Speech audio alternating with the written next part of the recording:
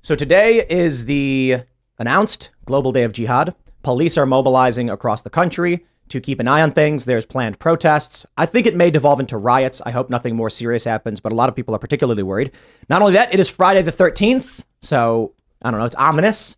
And then tomorrow is the Ring of Fire eclipse. So everyone's kind of wondering if, I don't know, all these signs, but I don't know. It depends on who you are. Maybe the signs don't mean anything. It's all one big coincidence. But we're going to talk about a lot having to do with the Global Day of Jihad. Obviously, the conflict that's happening in Israel and Palestine, as well as what's going on with Donald Trump and the GOP contenders. We got a bunch of really awesome people. We're hanging out with Ann Coulter and Dinesh D'Souza. How's it going? Great. Good to be here. Yeah. Thanks for coming. Thank you for having me again. Do you want to briefly introduce yourself? I think everybody knows who you are, but... Ann Coulter, author of 13 New York Times bestsellers. Am I supposed to look at that camera? You don't have to look at it. And this is my second time in the Tim Pool studio. The last time we couldn't figure out when it was. I guess it was back in March. I wrote In Trump We Trust. I supported Trump from 2 weeks after he announced, mostly on the issue of immigration. Which, oh my gosh, we're seeing the results of our immigration policy right now. What a topical issue. Yeah, our immigration policy has been fantastic. You see it in protests supporting Hamas all over the country right now. And then he didn't keep any of his promises. Thus, we're dealing with the vast migrant crisis because of Biden, because we don't have a wall. And that's me. And now, actually, there's a big concern with today being this announced Day of Jihad or whatever. There's concerns. McCarthy and DeSantis brought this up. Terrorists could have come through the southern border. We'd have no idea. In fact, I think they've actually stopped 160 to 200 people on the terror watch list. Oh, yeah, so they do it all the time. Right. It went on even through the Trump administration. That's why, again, isn't just some crazy freakish thing besides the fact that he said it at every single effing rally. We really need a wall. Anyone who says we're going to secure the border, they all say that. We need to secure the border. Anyone who says we need to secure the border without a wall is lying, because that is the only way to secure a border. We'll get into all that. Dinesh, how's it going? Hey, I'm Dinesh D'Souza. I'm an author, filmmaker, and about to release my new film, number 7, Police State. And I think the way that the new film ties in with all this is that there's been a massive intelligence failure, but not just in Israel. Our intelligence agencies were clueless also. And why were they clueless? We gave them all this police power, all this surveillance power after 9/11. I mean, me included. I plead guilty to that.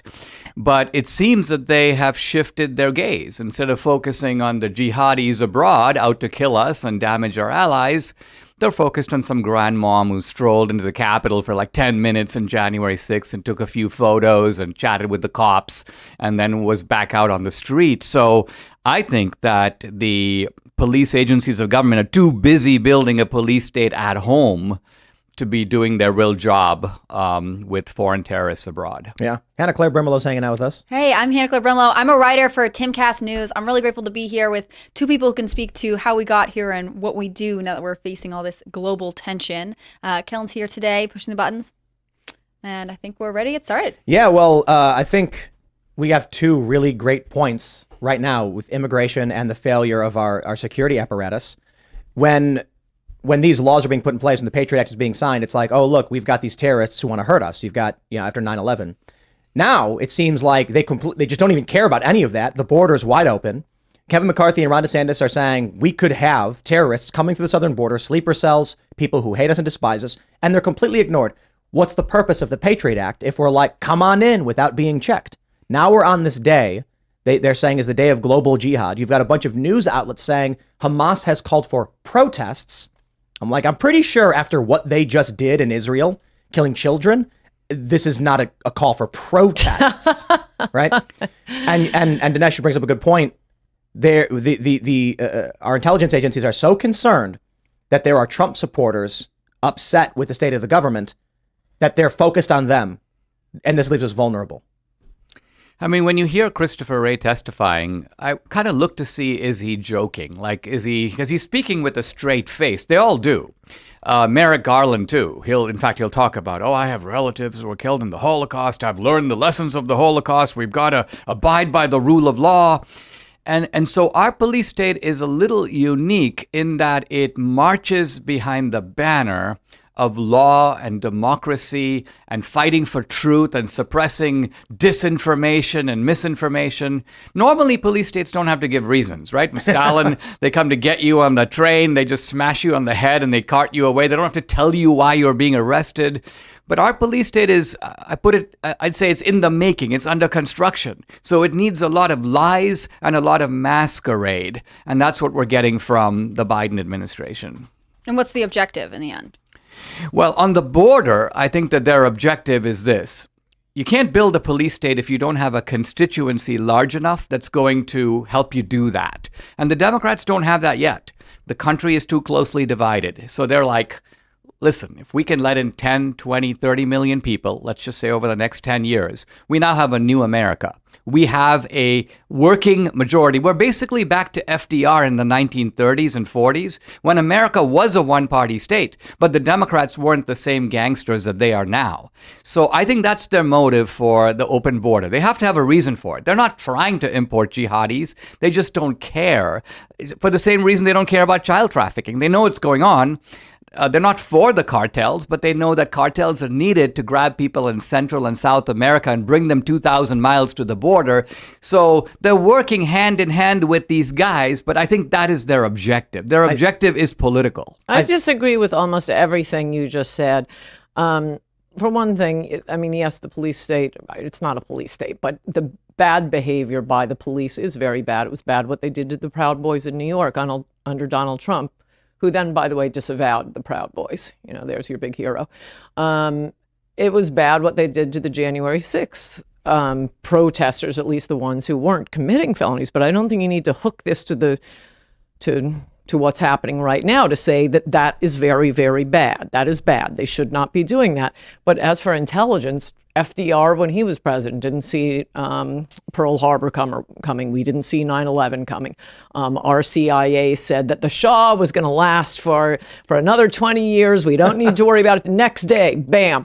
Our CIA said that the Soviet Union would last for another 50 years. It'll just sort of keep going, keep going. Reagan comes in, it's over. So our intelligence has never known what's going on. The one thing we know about a CIA agent is everyone in the room knows more than he does. And as for what they're trying to do, no, I don't think it is to try to get jihadis in, but I do think it's more than the jihadis. It's more than terrorists, though we're seeing the results of that right now. It is to destroy the United States of America.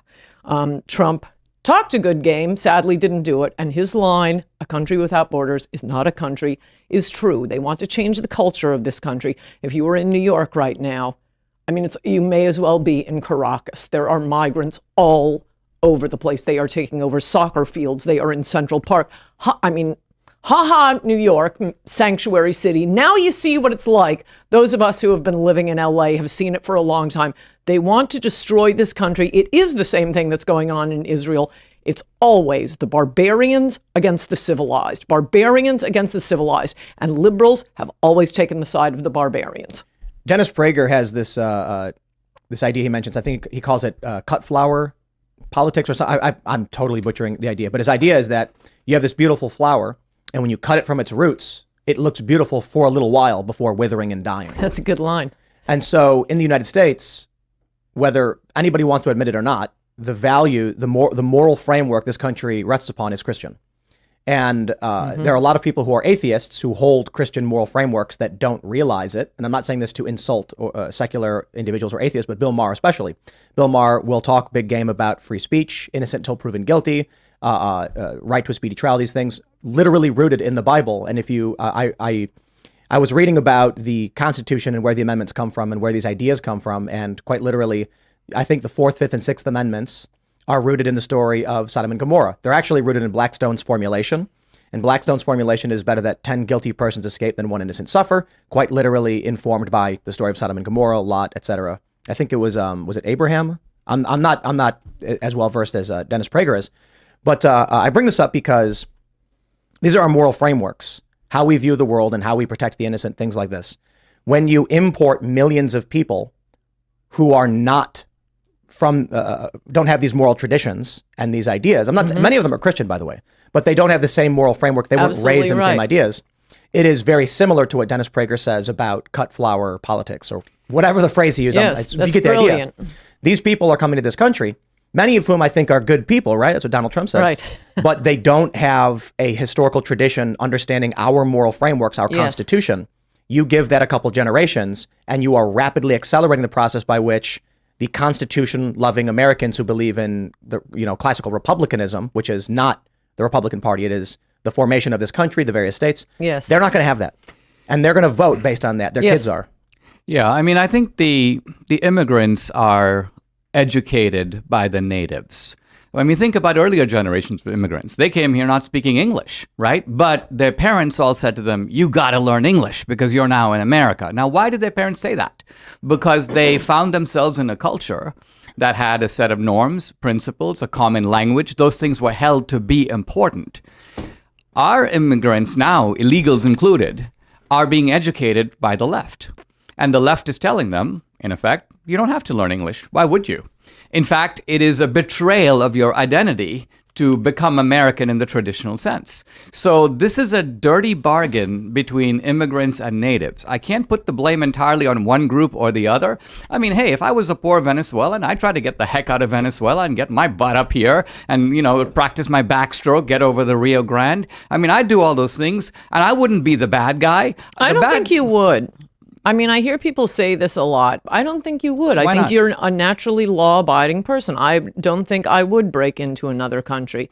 I don't think. But you're I not would breaking in, come Anne. When you're not breaking in, It's when against the laws of the country. It is, but the laws of the country are being ignored by the people who are in charge of administering those laws. Well, Biden no, is there openly. are border police. I mean, yes, the but the liberals border- don't want to abide by them, but I mean, it is a law. you've seen the Defense Department operatives cutting fences for people to climb over. And they're opening the gate and letting them in. We've also seen people running into stores with garbage bags and not enforcing the shoplifting laws. Have you done that, Dinesh? Have you gone into a 7-Eleven with a big garbage bag because they're not enforcing the law? No, I'm sorry. You're a law-abiding person. You're giving too much credit to illegal immigrants. They are breaking the laws of this country. Anne, are you seriously saying that when you go to another country, right? Do I follow the law? Yes. No. When you go, let's just say you or I are in a museum in the Louvre, right? And there's a sign in French that says, "Don't enter here. These paintings are are being worked on." But there's a guy sitting there, a French guy, and you see Frenchmen walking by, and he waves you in.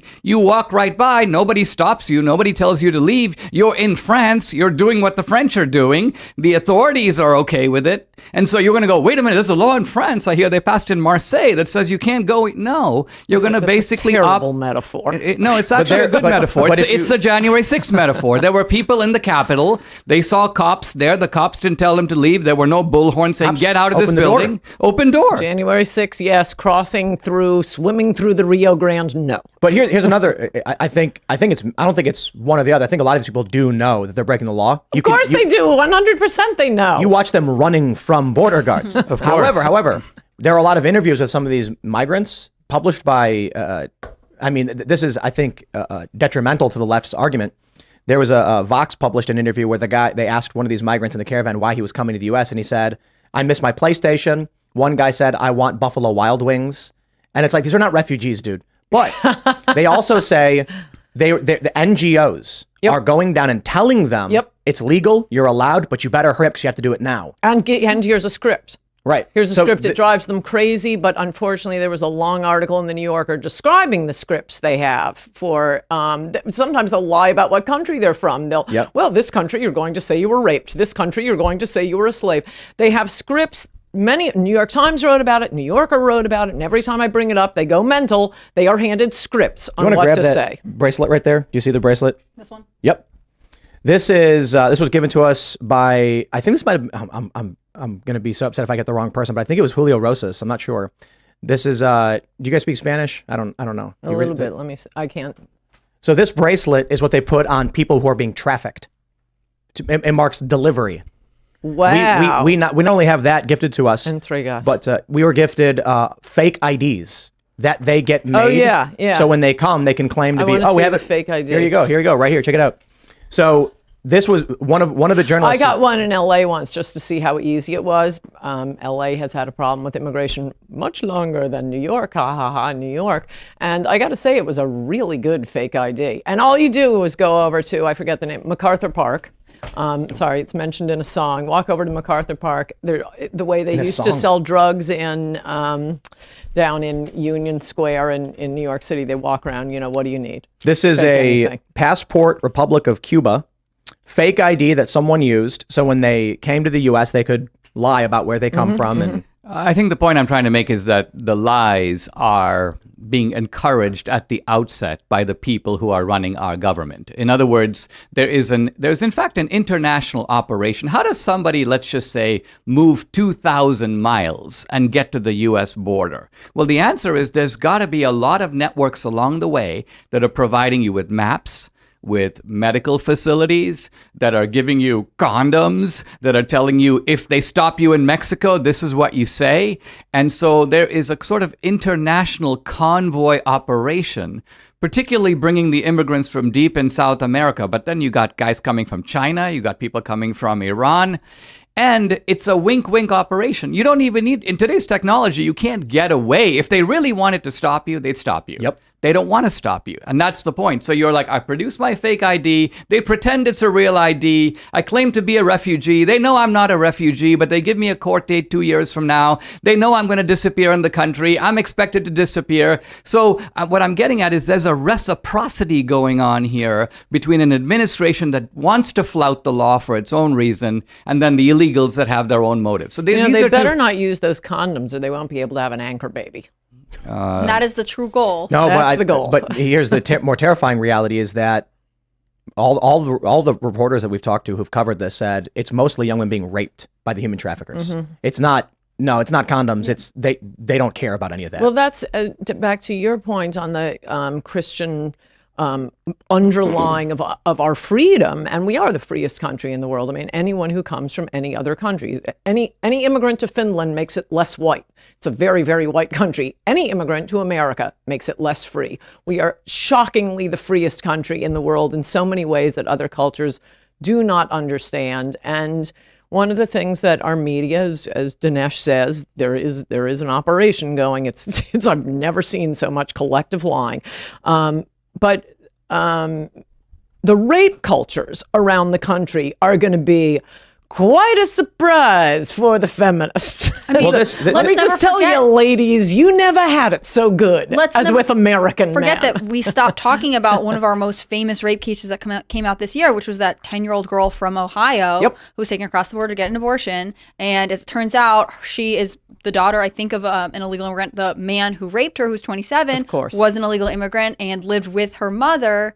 And then we just stopped talking about this case. At first it was, this is why we need Roe. This is why this is Right. so important. As soon as it gets tied to illegal immigration, they're like, we can't talk about it anymore. Yeah. We don't want to address the effect that immigration has on culture, especially if those people who are coming across the border, who are not law-abiding people, continue to not abide by any laws when they get here. Yes. So I have a bunch of friends live in LA, lefty types, but I guess you would call them default liberal. Some of them are more politically active just because they work in media. And I remember having conversations with 6-7 years ago about the far left's hatred of Jews and Israel, and how I don't understand how, like, hey, look, you work in Hollywood, you're Jewish, you understand, what's going on, but you're supporting these far leftists who are on video saying they want to eradicate. I'm not Israel. I'm not. Well, maybe it's a little strong language, but you had that video of Patrisse Cullors of BLM saying they want to end the imperial project called Israel. Like, what do you think that means when they say from the river to the sea? And these people are like, oh, no, I don't believe any of that. Well, it's a cold splash of water in the face right now. Yes. When you're seeing in Washington, they're chanting, there is only one solution. Intifada revolution. I want to make sure I get the full quote, but they'll try and downplay it and say, no, intifada just means we're going to come and revolt against the government. But everybody knows what one solution means. And when they chant from the river to the sea, then when you watch what Hamas does. So I bring this up just to kind of bring it back to the greater what's happening here around the world. But you made a point about it's going to be a wake up call to a lot of these feminists. And I'm wondering what my lefty friends, who many of them were Jewish, working in the entertainment industry, what it must have been like. And I feel bad for them. I'm not trying to drag them, to wake up and to see everything they put their weight behind, every BLM post, to see Black Lives Matter post a picture of a paraglider saying they support this. Yep. When they went and killed civilians, children, indiscriminately. And we're told by more pro-Palestinian individuals, we had Max Blumenthal on the show, I had tremendous respect for him, but he said Hamas saw the music festival as a target of opportunity, and it is their intention to target civilians to use as bargaining chips against Israel. This is war. There are no rules and morality in war. We grew up in the United States because we are so protected and so pampered. This breeds, I'm going to become totally blunt and very direct. I'm not saying it only breeds this, but feminism, I believe, can only exist in what the United States has created. Yes. It is so safe. It is so protected. Women, go about your business. You are free. Whereas in the majority of the world, you see these stories of the women who go hiking in Morocco by themselves. Yep. And what happens?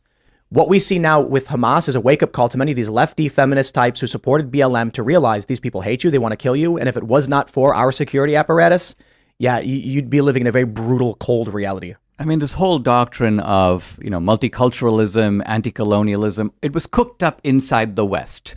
And it was cooked up in a Western environment. And when you step outside that environment and you apply it, you suddenly realize it means something totally different than what these sort of campus activist types think.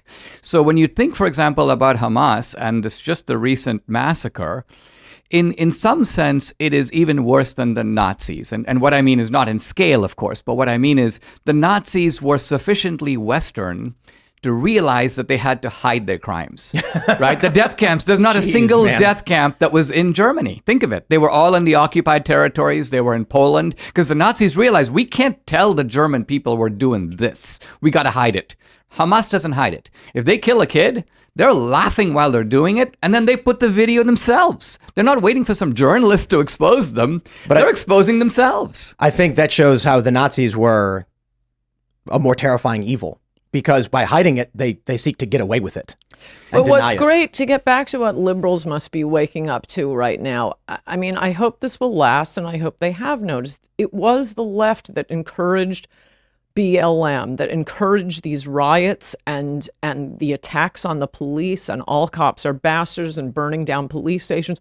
They will always take the side of the barbarians. They're always on the side of the violent. And for the first time now, hallelujah, in Israel, we see, oh my gosh, you're going to take the side of the civilized people this time. Your first time.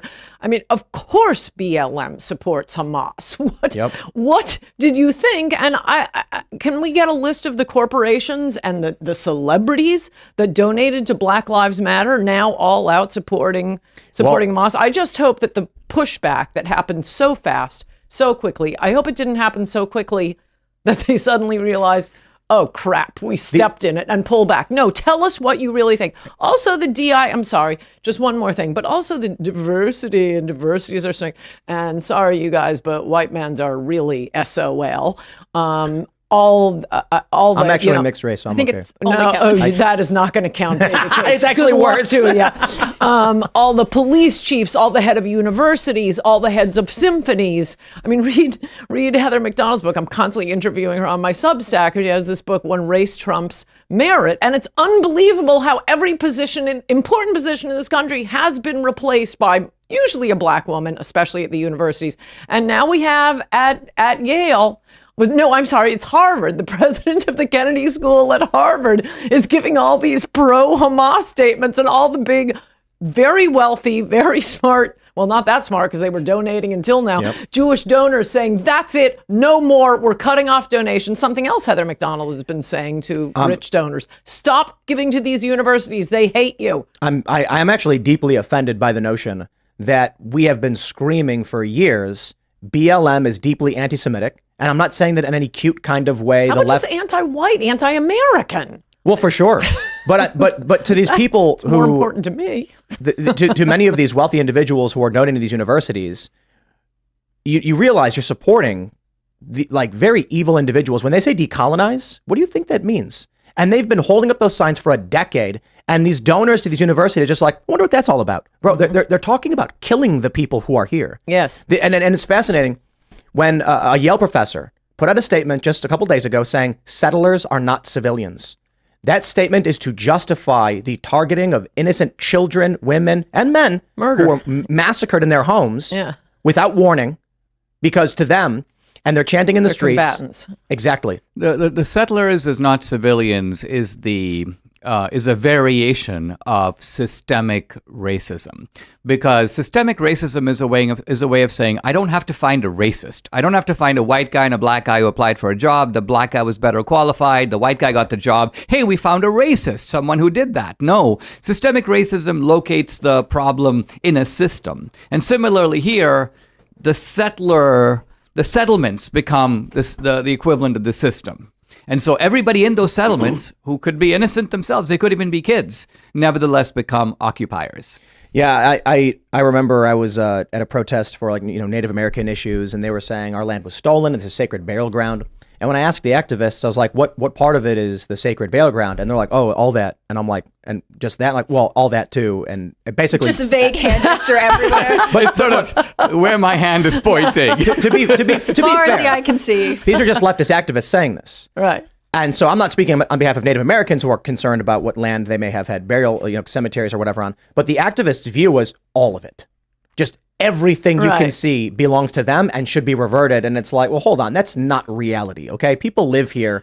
We're not gonna, we're not gonna go to some dude's house in Pittsburgh and be like, well, I'm sorry, man. This, 200 years ago, this land belonged to somebody else, so it's gone now. That's insane. Not only that, but I mean, think about it this way. The whole claim is just based upon what you got there first. I mean, does the first Bedouin who arrives at an oasis own the oasis? Also, they weren't there first. There was another Indian tribe well, that's there they right. slaughtered. And before that, there was another Indian tribe that they slaughtered. They were just migrants slaughtering one another until the white man came with his guns and won a war. And that's how territory is taken. How do you think Israel was created? Not just that.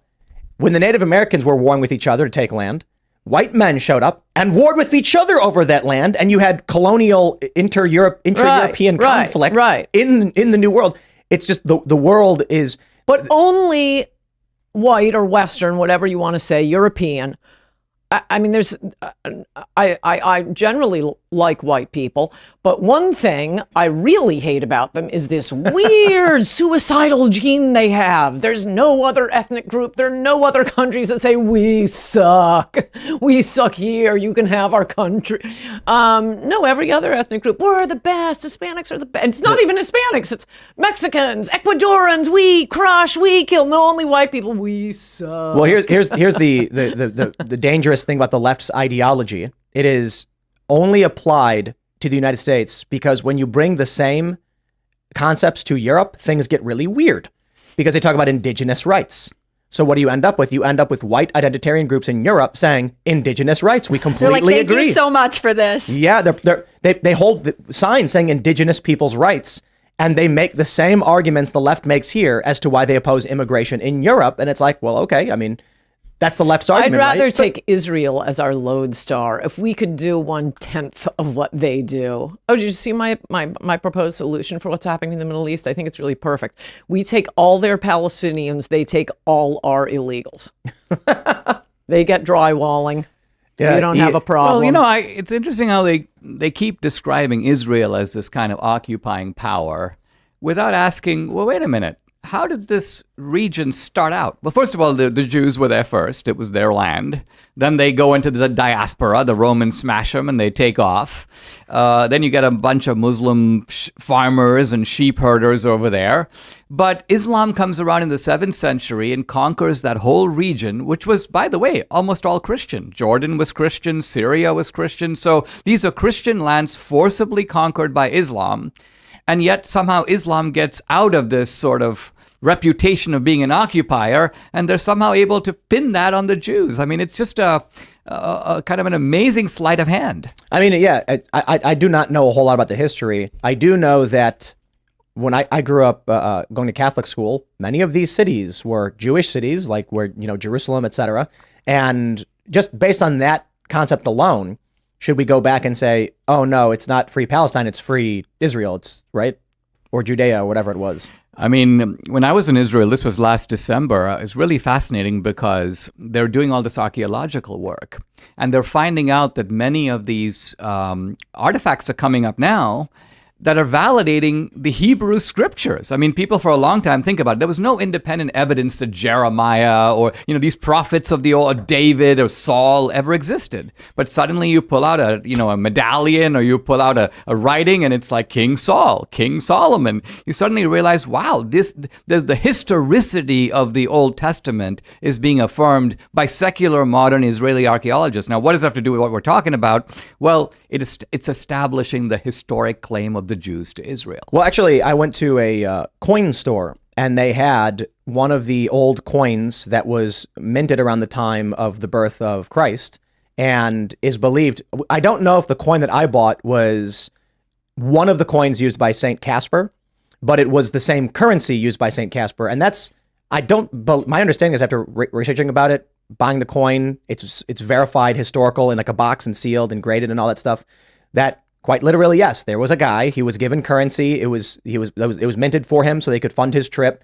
Don't know if that specific coin was used by him, but around this time, I gifted that to Seamus because I thought it was, it meant something historically. But yeah, generally this stuff happened, right? Whether or not you believe in the greater faith-based narratives of the religions or whatever is something else. But these people were here; they did these things. Exactly. I mean, that's the point. They control it, and they're the civilized force there now. Yeah. But the left is always against civilization. And the left is inconsistent. I mean, there is a lot of brutality in that region that the left doesn't care about, right? Like, Coptic Christians are murdered in Egypt regularly. Their churches are bombed, their priests are murdered, and we never hear the left saying, this is terrible, we should go in for this underdog, right? They just pretend it doesn't happen. And I wonder if that's because they're ignorant on the complexity of the region, or if it's because they just... I mean, Anne is right about this, because think about it. You got blacks who are gunned down by other blacks in Chicago every day. Clearly, people are not ignorant about that. But at the same time, they act like that's not happening either.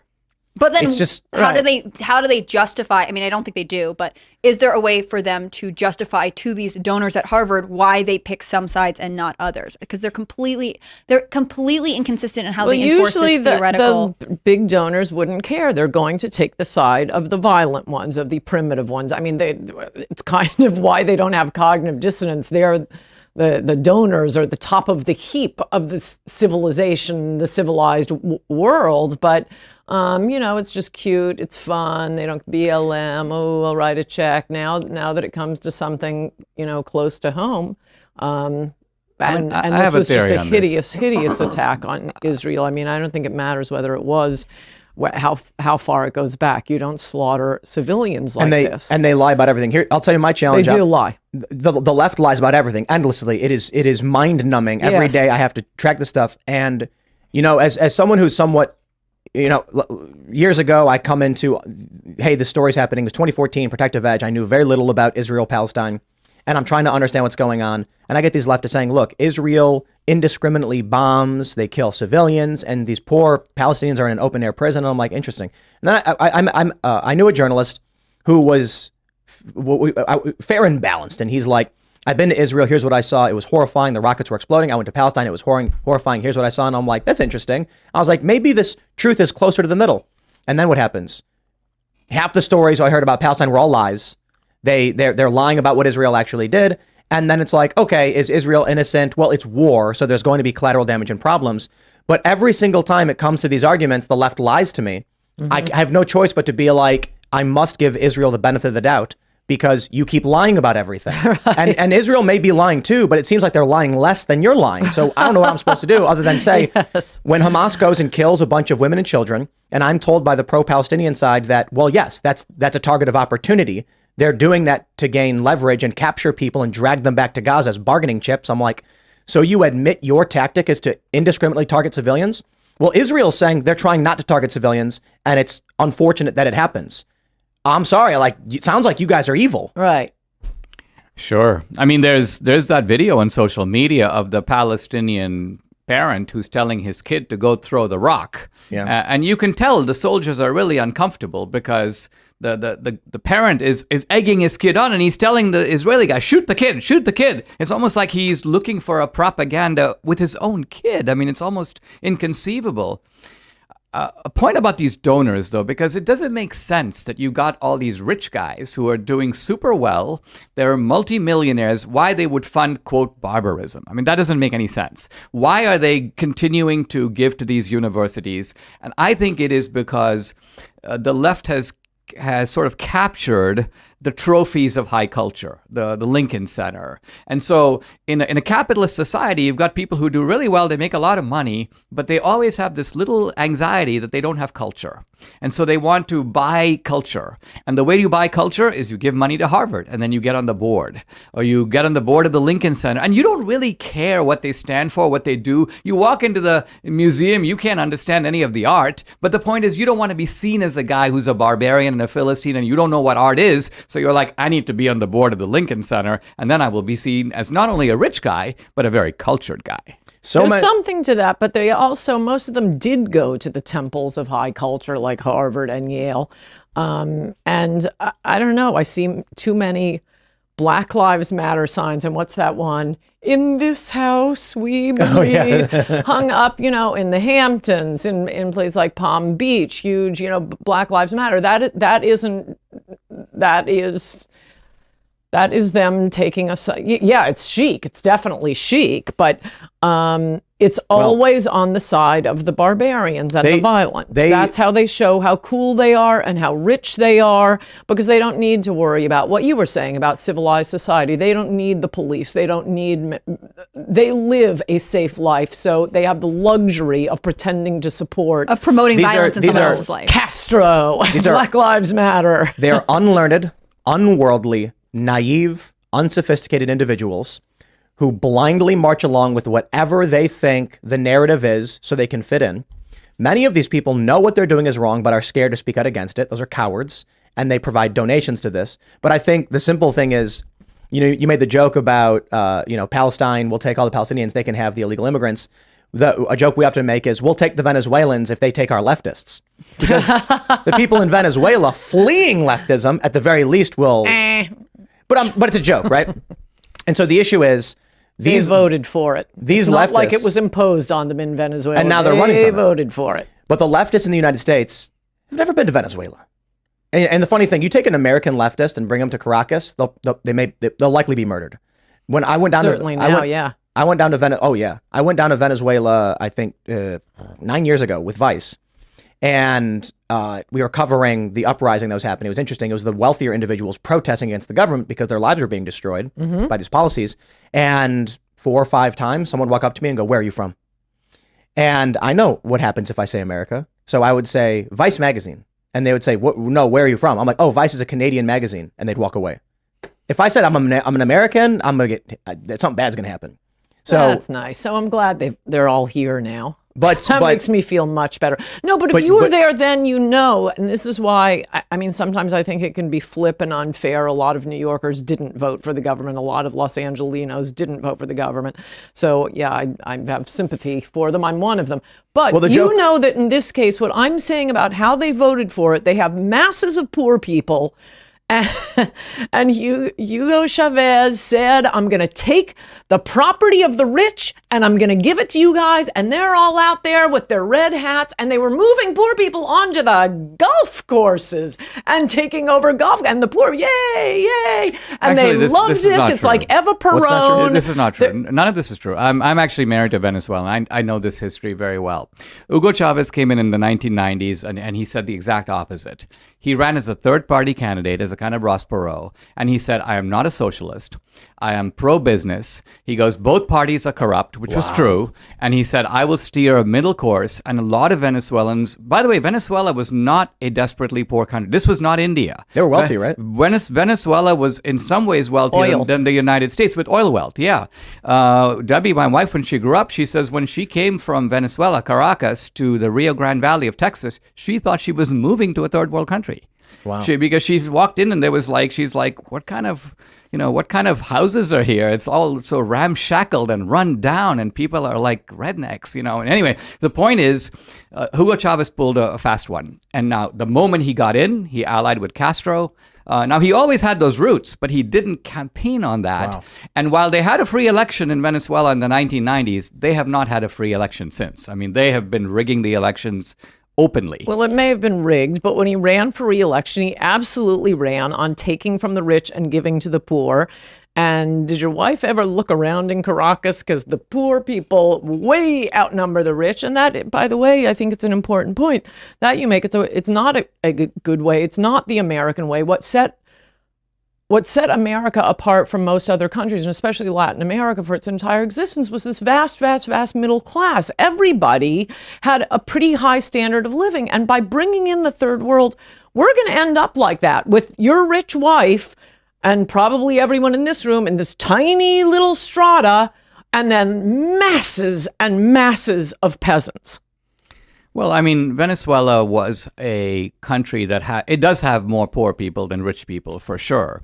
And so Hugo Chavez was able to exploit that division. Well, I think that's true everywhere. That's true everywhere. Yeah. But also, it wasn't in this country. No, it was a vast middle class, and we're losing that now. And that is going to help a party that will do things like your police state stuff. Yeah. No, I mean, I agree with that for sure in this country. But look, there are middle classes emerging in other countries, and middle classes by themselves don't protect countries. I mean, India now has a big middle class. It didn't when I was a kid. India was a small sliver of rich people and then a giant group of poor people. But now there are quite 200 or 300 million middle class people in India. How are they able to facilitate that? I mean, what changed? Well, what are they doing that Venezuela's not? India has benefited, as China has, from this massive globalization where by and large the labor pool and the sort of educated pool were deployed to provide both menial work but also intelligent work for lower cost. And so, for the last 30 years, people are talking about the India price and the China price. In other words, you can make steel over here or you can make it in China for half of that. And the same has been true of India. India's been providing, as you call the airlines, you get some Indian guy, but why? It's because that guy's charging 1/3 in India to what it would cost to hire a guy here. So that's globalization in that sense has been very good for India. It's a labor market drug addiction. It's destroying us. It is. And everyone complains about it. Everyone complains about we can't get customer service anymore. Yes. We can't solve our problems. You finally get someone on the phone and they don't understand what you're talking about and they can't help you because they're thousands of miles away. And I dealt with this recently when United Airlines in the middle of the night changed my flight to a different flight, bumping me from first to coach in the back without telling me. And It sounds like Delta. Look, I'm flying back after a medical trip. I have to work first thing in the morning. There's a reason I fly first class. I have to sleep. Otherwise, I'm not getting work done. Yeah. And without telling me, they switched my flight. It's a first world problem. Totally fine. Totally get it. Look at me complaining about my first class ticket. But I called to get some assistance. Not a single person could help me. There's no employees. Did you ever get an explanation? Nope. Well, they said that there was the one of the connecting flights was delayed, but there was no reason for them to switch my flight. So I was originally flying from Vegas to, I think, like Houston to DC, and there were options in Houston. I think it was it Houston? I don't know. Or was it Dallas? Whatever one's the really big hub. Dallas. And was it Dallas? There's a bunch of options I could have taken. They instead diverted me to Denver without telling me. And so that's just an annoyance. Don't you think a lot of this, I mean, it is a huge, huge problem. I think we've all experienced the lack of employees. Isn't this still an after effect from COVID and paying people to stay home and do nothing? That was a pretty devastating year. And it seems to me that is when it started. I agree, but I mean, the trope of someone calling customer service and getting someone in India, Turkey, or China or something like this has been around for a really long time. I mean, and not just customer service. I mean, you walk into a store or a restaurant. You don't get the idea that anybody wants to help you. Yeah. You're looking for shoes. It's kind of like you're on your own. You find your shoes, and then you have to chase down somebody. The employees and are beg avoiding them. eye contact with you. Exactly. Please don't come If near you me. see an employee, I'd mostly just see not as many employees as they need. I mean, it shows you how the shutdowns, which totally didn't need to happen. Also, I don't know if you saw this was in yesterday's New York Times, ACT. That's another, there's SAT and ACT. ACT scores are down. But shockingly, like never before. I mean, sometimes they go up, they go down. We're always supposed to be There's a huge plummet in the last 5 years, and they're the lowest since 1991. It was 43% could not pass a parent. I didn't take ACT. I'm SAT side of the country. But there are 5 different sections of it, like history, math, English, that sort of thing. 43% couldn't even get to qualified on those 5. Yeah. And they're saying it's COVID. I think you got to throw in immigration. I think it's a bunch of stuff. Well, it's not just it's COVID and it's immigration, but I think it's also just the universities have These are high school kids. High school kids, but I mean, merit is no longer a central defining concept of America. When I came to America, I thought of myself as, listen, the beauty of America is you can start out at the bottom of the ladder, and of course, I'd come with like $500 in my pocket. I'm like, you know, but if you're smart, you're hardworking, you're creative, you come up with new ideas. Merit is going to be the transmission belt that's going to move you ahead. Who can say that with a straight face today? Right. No, in fact, I think they prefer people who are not talented. I think all of the schools and public schools cater to the lowest common denominator in class. I mean, you see schools cutting gifted and talented programs across the board. Yes. There is a reason that students who are qualified for college do not want to go. It's not a system of promise. It's just credentialism that actually doesn't cater to helping them achieve anything. Yes, we ought to be finding the Elon Musks and Peter Thiels and putting all of our money into them. But instead, we have endless programs for kids and put the square block in the red hole. Well, we don't offer them any alternatives, right? Like if you are not someone who wants to go to college, that's sort of it. Your school is then saying, well, you're hurting our numbers because it looks better for us to the government if we enroll you in college. Should not go to college. You can make Agreed. so much more money not going to college. College, everybody knows it's a 4-year vacation. You learn nothing. The only reason And you go into massive that amounts they of debt. can charge the only reason people do that is the Supreme Court ruled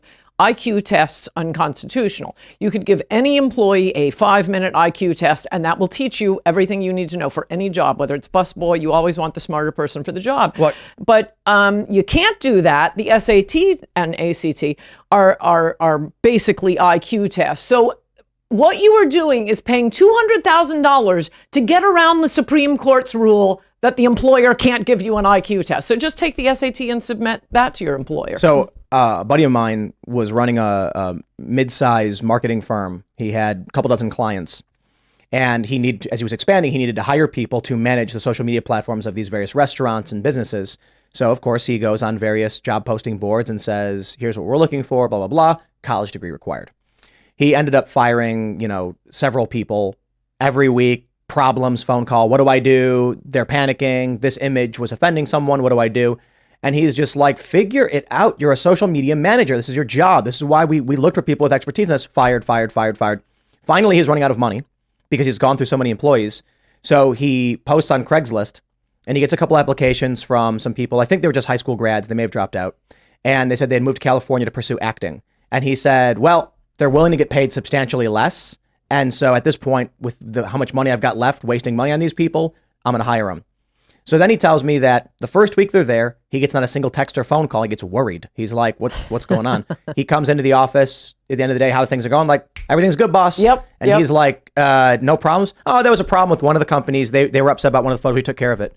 And he was like, you took care of it? Yeah. We just hit him up. We asked him what the issue was. We gave him some solutions, and then we implemented it. There was nothing to worry about. And he said to me, here's the thing.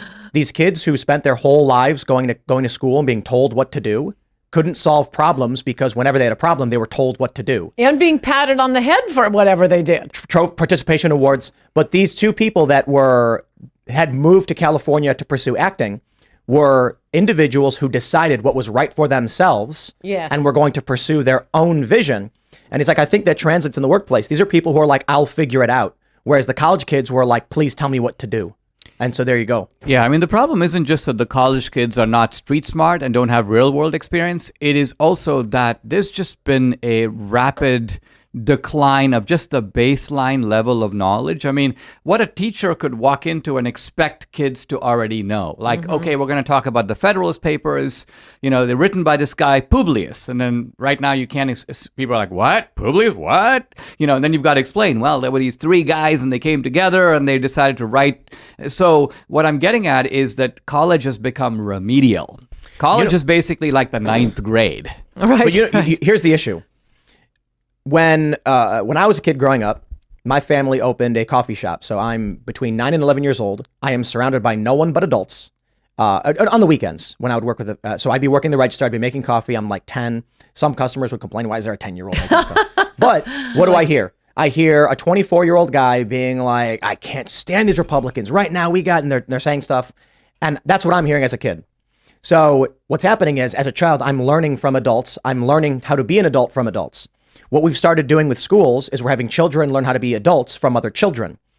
What's happening now, and one of the reasons I think scores are going down, is not just the COVID lockdowns. It's that, why is it that kids don't know about the Federalist Papers? When I was a little kid, my parents would bring me to a movie or to watch a TV show. I'm sitting on the couch with my dad. Star Trek: The Next Generation is on. The ideas that are being conveyed to me are adult concepts.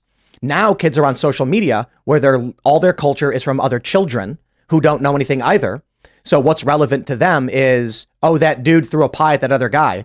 Whereas when I was growing up, it was, I went and saw that movie with Mel Gibson, and he was fighting the American Revolution. Aren't the games different? I think the games, I'm not an 11-year-old boy, but all of the games they play, it seems to me there's a lot of attacks on social media, and I'm suspicious of them because every new fun entertainment that's come along has been blamed for whether it's television or Hollywood or the hula hoop. So I'm a little suspicious of the attacks on social media, and the gaming stuff seems like even better than watching. Well, I don't know, Braveheart, because there's the incentive, there are the rewards, there's the coordination, and it's at least of the 11-year-old boys I know, they're not just watching the Kardashians, nothing like that at all. It's the gaming stuff, and I think that's probably better than school. Oh, in a lot of ways. When I was growing up, two games that I played: Colonization, Sid Meier's Colonization, and Civilization. Colonization is it's a game where you choose England, France, the Netherlands, or Spain. You then are dispatched to the New World in 1492 or whatever, and you have little boats and you build colonies and you fight with Native Americans. I want to play this now. It is to this day. This is like 1993 or whatever. To this day, it's still a really, really, really good game. If you choose Spain, you get a bonus attacking Native Americans. It's very brutal. And then you recruit founding fathers. And so I'm learning about I'm 9 years old. I mean, even think about the old Monopoly. I mean, it was sort of an education to play that game. You begin to learn, the sort of motives of capitalism, and you build a hotel and you block some other guy who's trying to encroach on your neighborhood. The problem, I think, is not just that the kids don't want to be like their parents. The parents want to be like the kids. Yep. That's the other side of it. And so these massive consultations that parents have with young kids to, where do you want to go to dinner? What play should we go to see? And so on. And so you've just got a complete inversion of the normal relationship of young people wanting to grow up and learn what it means to be an adult. I wonder about this. When I was at Blink-182 just has been coming out with new music, and these guys are just entering their 50s, so they're very old, and they're wow. Yeah, pop punk music, and one of the lines in their song that came out last year is, "I'm a punk rock kid," and I'm like, bro, you're 50. I'm a fan. I've been a fan of Blink-182 since I was a kid, but you're 50. You're not a punk rock kid. Yeah. But I get what he's saying. He's not necessarily saying he's a child. But when I was younger, when I was 10. Blink-182, or how old was I? 12 or something. Enema of the State comes out, and I was learning all these songs on the guitar. But I very quickly realized when in one of their songs they say "Mom and Dad hold the key to instant slavery," and I'm like, wait, these guys are in their mid-20s. I'm 13. I'm like, why is this 25-year-old guy complaining about his mom?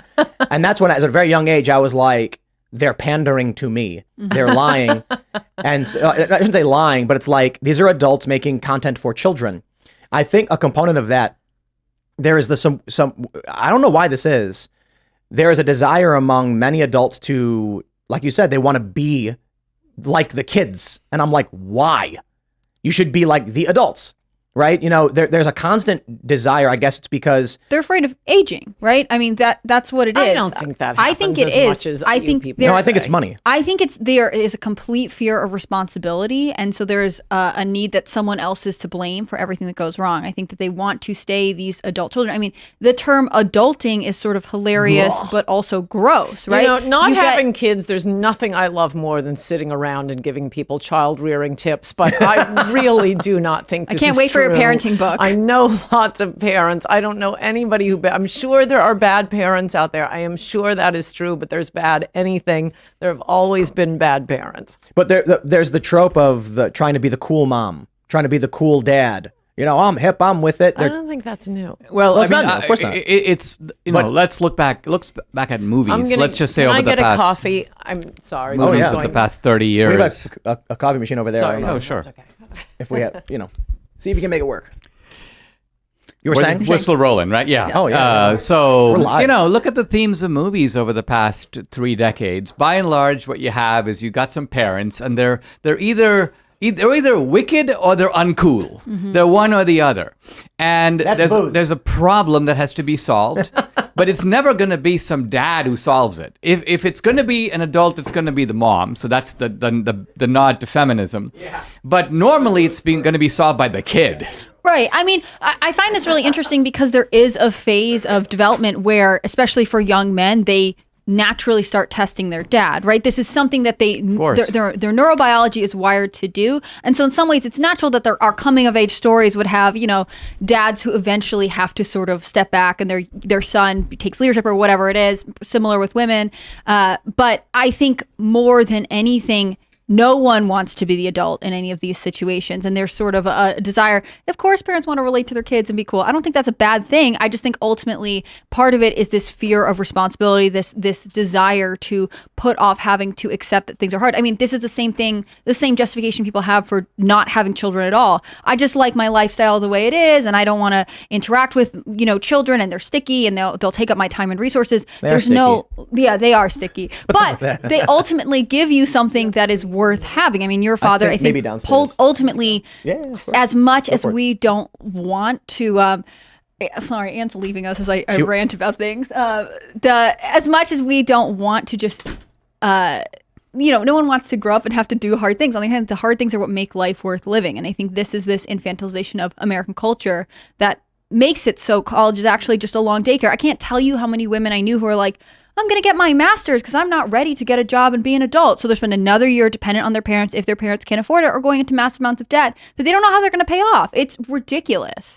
I mean, the aging point that you mentioned, I mean, Anne was sort of dismissive, but I think it's actually true, because I think that in a culture that values just youth and appearance, as opposed to wisdom. Because think about it. In the old days, you got older, but who cared? Because the old guys ran the society. They ran all the corporations. They were the wise people. They told everybody else what to do. So who cares if you have some wrinkles when you're the boss of everything? But in a society where technology comes first to the young and the old people are, quote, out of it, in a society where there's a lot of emphasis on appearance, then you find this fact that as people get older, and this is especially women, they're going to fight to sort of hang on to their 30s and hang on to their 40s and so on. And so I think that is a reason why they defer to the sort of cultural superiority of the young, because the young are setting the tone. And even they accept it. This is going to change.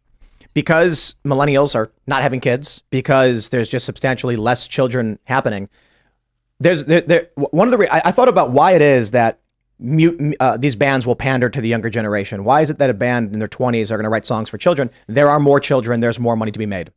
Adults, less likely to go out to shows and buy CDs.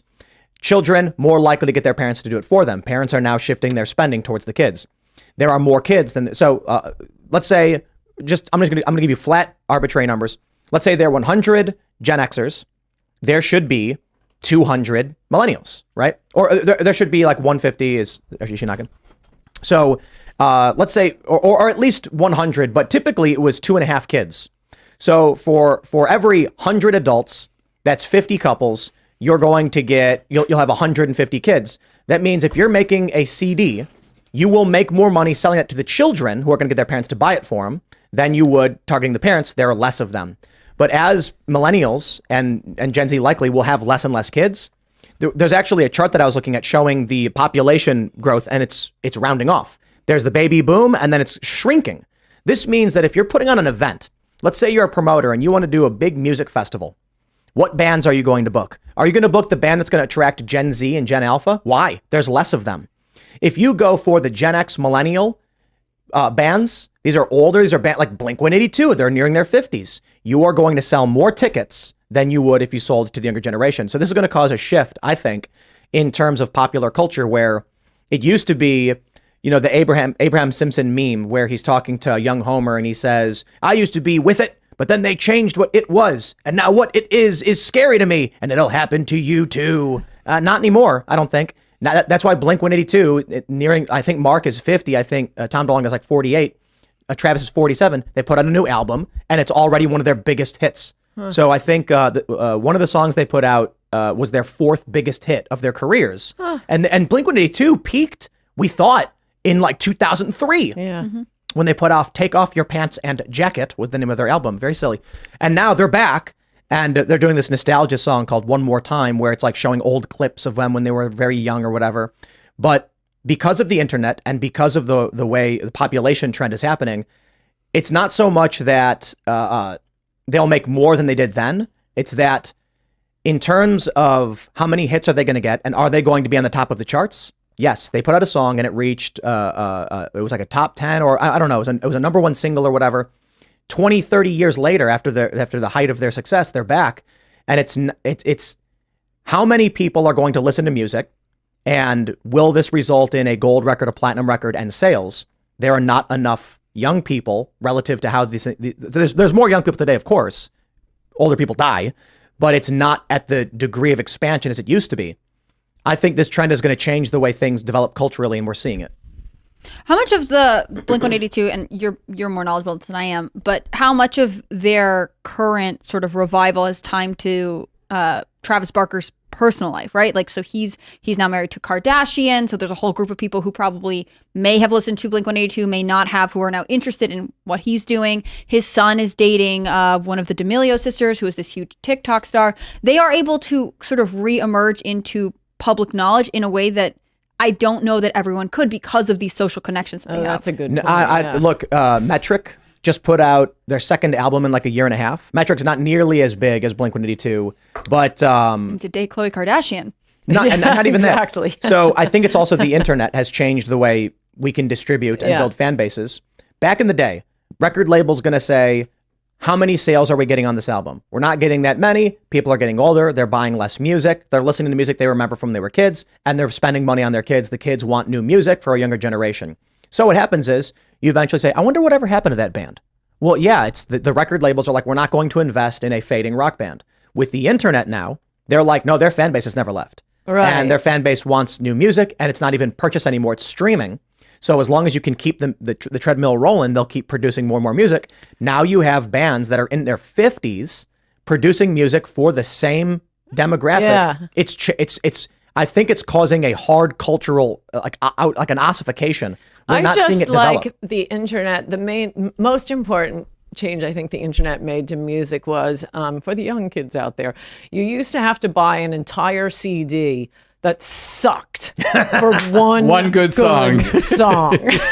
Man, they ran that scam for a long time. And now but there are tons of albums that it's just like, man, they had so many good songs on an album like that. That's true. And a lot of these songs didn't make they it. were called greatest hits.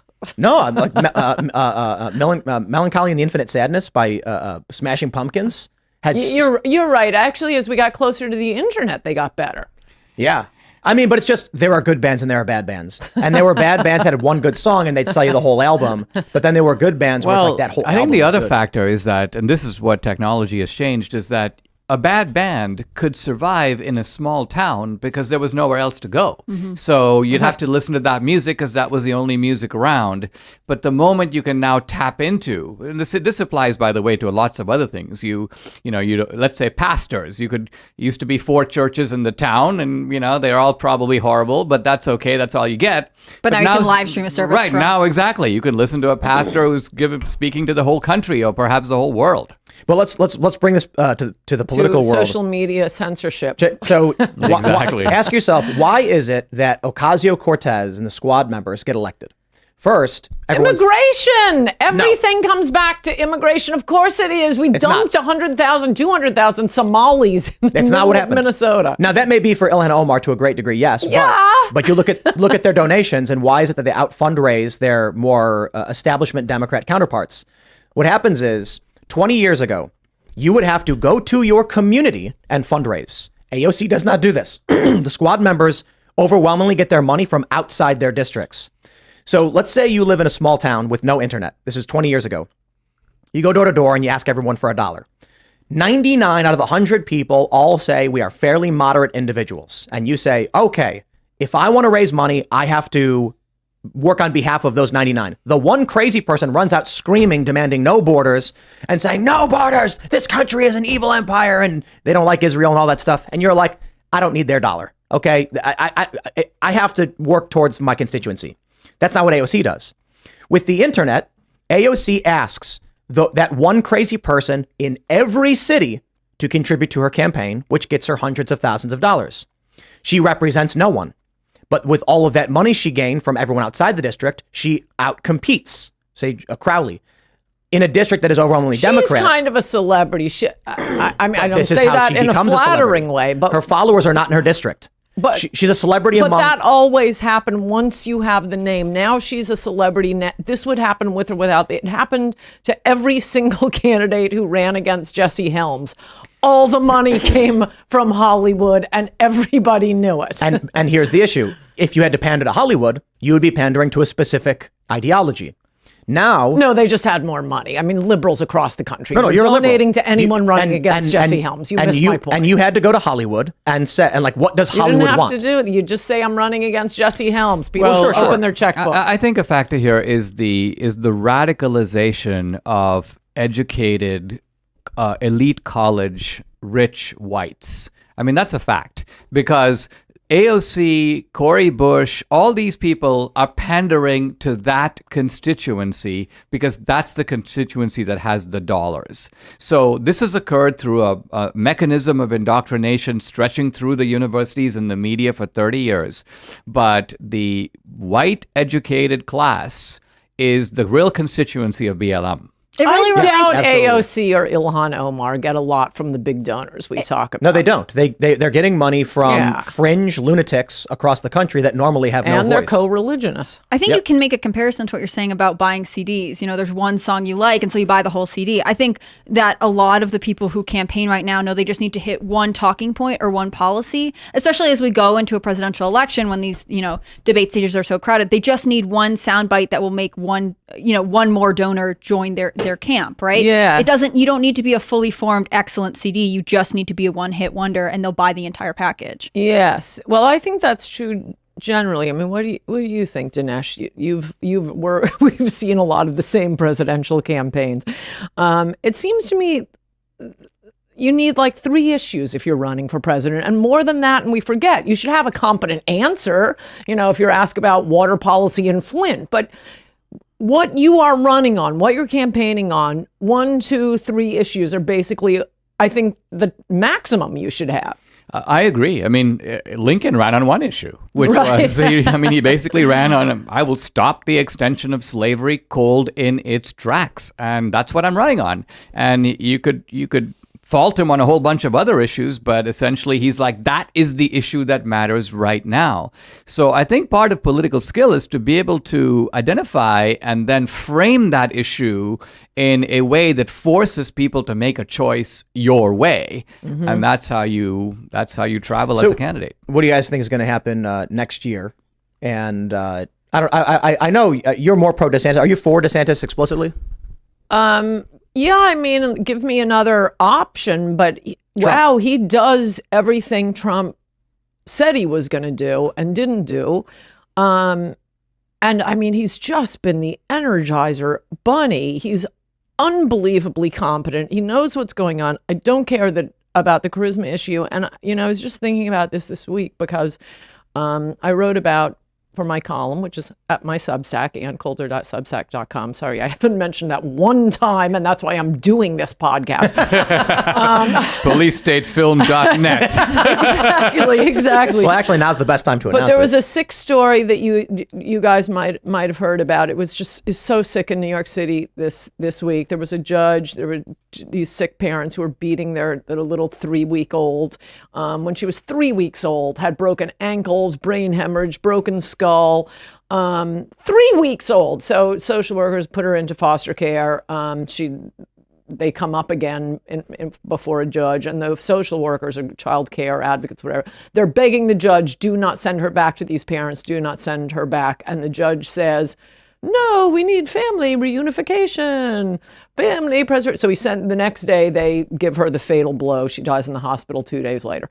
And it brought me back to when I worked in Congress, in the U.S. Senate. It was after the 1994 election. And you three, but you aren't, are too young to remember this.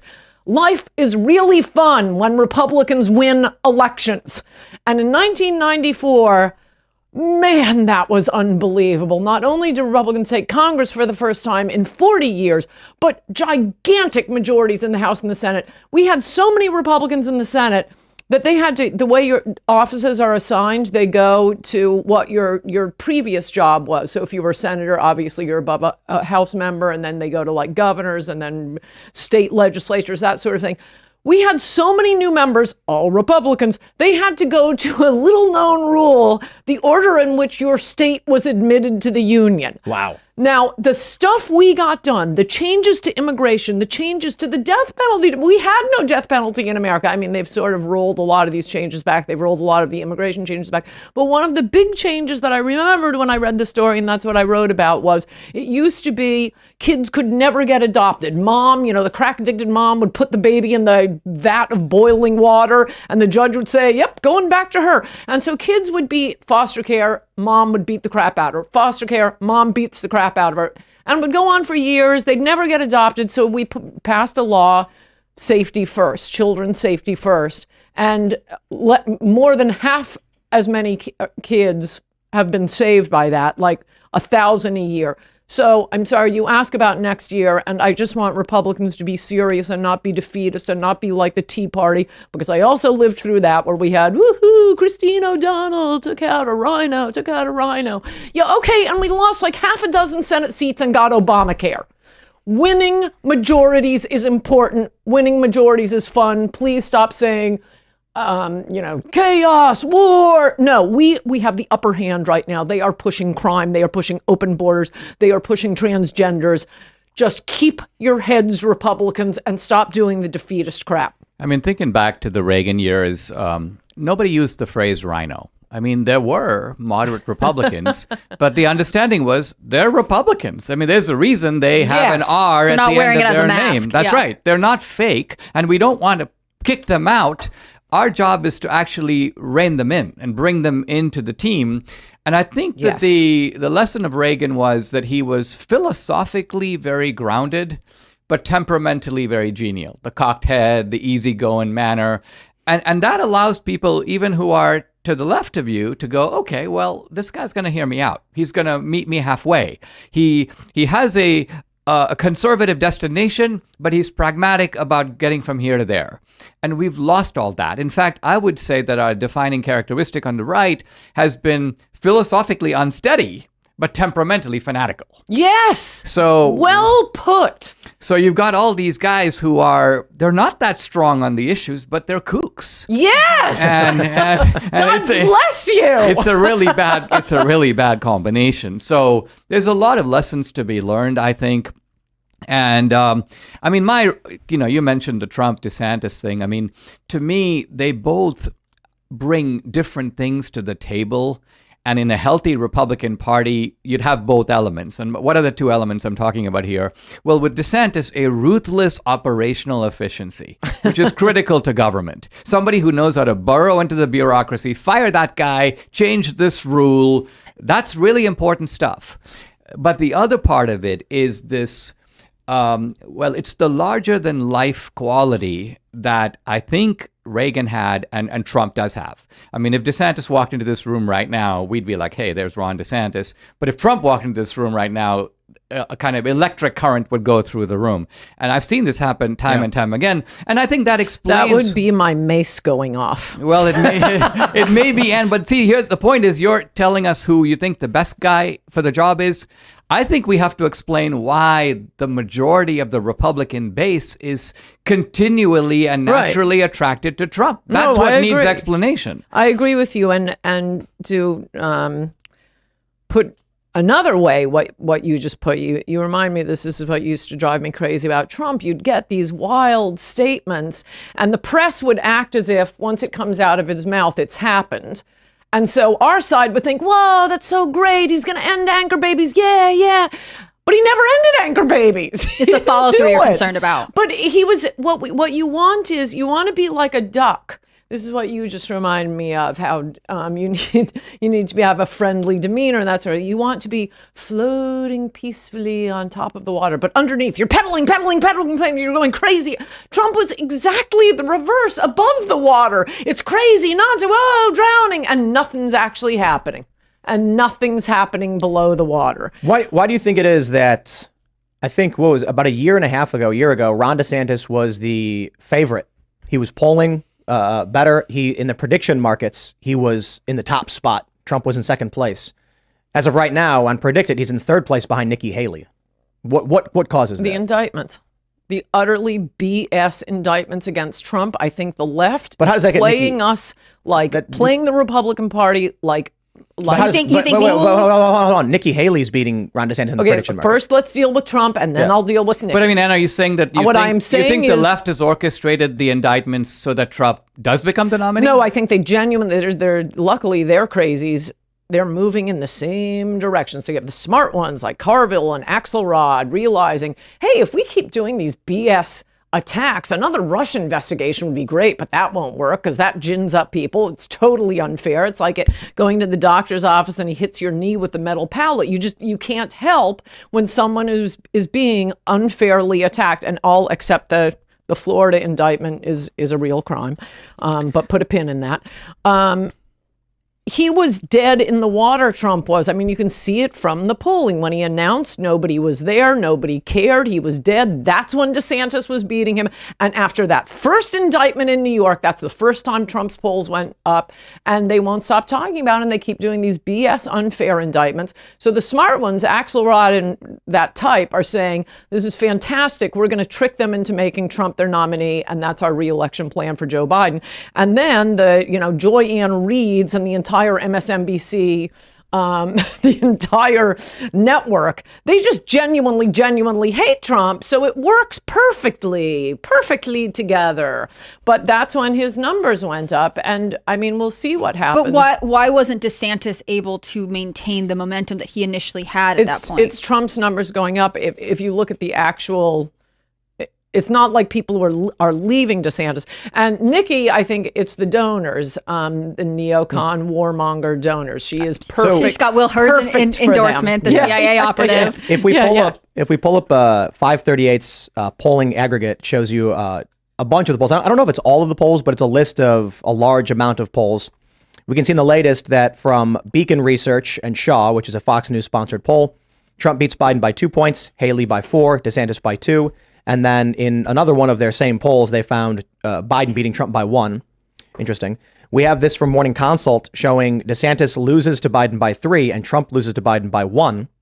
There are a couple polls here that show DeSantis performing worse than Donald Trump in this one, but still winning. Premise has DeSantis beating Biden by 3 points and 2 points. And then we have Trump beating, this is amazing. This is coming from Premise. Trump beating Biden by 10 points. I think the polls and the prediction markets are reflecting something. It's not. So I don't know. I think our next podcast should be in the Newt Gingrich Presidential Museum, because he was crushing the polls December before the election where he was wiped out. Or we could meet in the Rudy Giuliani Presidential Museum the year before, crushing the polls. No one came close. Or the Liddy Dole Presidential Museum. Now, she wasn't crushing them, but she was neck and neck with Bush. Yeah. Or the Fred Thompson presidential polls. The year before an election, it's mostly name recognition. Now, that it could still end up being the most known name in the universe right now, but I don't think the polls right now mean very much. Granted that, I do think that we need to explain what's in front of us, right? We need to say why things are right now. Admittedly, things can change the way they are. And I think that with DeSantis, I like DeSantis, and DeSantis was actually helpful to me when I had my case with the Obama administration. He was then a congressman. There's something a little prosaic about him. He feels like he's giving you kind of a policy lecture of sorts. The thing about Trump that is so paradoxical is that Trump lives in this sort of gold-glittered Mar-a-Lago world, but there's a relatability to him that people pick up very quickly. I mean, I've seen I'm talking about Hispanics in the Rio Grande Valley. These are basically working class people. They love Trump. I mean, they get in their cars and they make the big Trump train. They're not going to do a DeSantis train. They don't have that same connection with the guy, and it's just I don't know if that's something that can be politically taught, but you recognize it when you see it. I think you have to go with the Obama had it. personality you have. I mean, you're right. Luckily, we don't have to run against Obama again. I think Obama was the most talented politician, certainly of my lifetime. Reagan would probably come in second. But now, I mean, forgetting their policies, for one thing, the country has kind of switched back and forth between someone with charisma and someone with no charisma, so that is helpful. But you have to go with who you are and what you are. I don't think Richard Nixon had a dazzling, charismatic personality, and except for a few things, he was an extremely good president. So Ian Crossland, who's on Timcast IRL, said that he recently listened to a Trump rally for like the first time, and it was hilarious. Then he comes back a couple days, like yesterday, and he's considering voting for Trump for the first time. And I got invited to the White House a couple years ago for the social media summit. And anybody who's been to a Trump rally, he's doing stand-up. He is a comedian. It's political. Absolutely. It's when I can't imagine this being his first time hearing a Trump rally. By the 14th time, it's not so much fun. He's been saying the exact same things for 7 years. Non-political people never hear it. And you and I go on book tours. We give speeches. We're giving the same speech 20 times, but not to the same people. So Ian, absolutely. I think a lot of people. Ian's I think very unusual if this is the first time he's seen Trump speak. Absolutely, it's true for a lot of people. I don't think so. Brandon Strzok tells a story about how he just believed what the media had been saying, and then when he tried to debunk this claim, he ended up actually proving Trump was right and the media was lying because he had never actually watched him speak before. A lot of people, the only thing they hear from Trump is what the CNN or MSNBC is going to tell them. They don't actually listen to his speeches. In 2016, the media thought showing Trump was hurting him. You couldn't turn on CNN or MSNBC or a lot of C-SPAN. It was Fox that was against him then, of course. His speeches were running 24/7. They thought it helped them. And Ian doesn't watch the news. Okay, like most I'm Americans. sure there are. Well, okay, that's why I don't trust the polls right now, by the way. But I think that is not, I don't think that's proof of much. Well, let me put it this way. I think we're missing an element of Trump that makes him different than other politicians. Let's just say that we have a typical politician, Republican or Democrat, that meets with Kim Jong-un, and comes out and they'll have a statement. The two of us conducted a discussion. Very substantive issues were raised. We raised our concerns about human rights, blah, blah, blah. People have heard this 100 times. They tune it right out.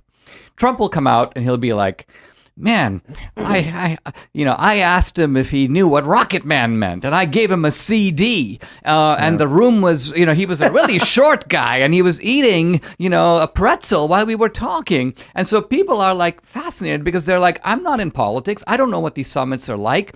But when I listen to Trump, I'm listening to a real guy tell me that this guy's fat and he's thin and he farted during our conversation and he was overeating, whereas every other politician is giving me a kind of a prepared memo. Mm-hmm. And I think that's a lot of I what don't find that attractive at all. I mean, maybe you do and young men interesting. do. It may not be attractive. It's interesting. In order to win elections, we need suburban women, we need independents, we need conservative Democrats, we need the rhinos you were talking about who do have the R after their name. And I think most of that crap from Trump, I mean, it was 100% worth it. There's a reason I wrote In Trump We Trust for the promises he was making. And also when you talk about, the bold statements and the things he comes out and says, what I remember was build the wall and I'm going to deport illegals so fast your head will spin.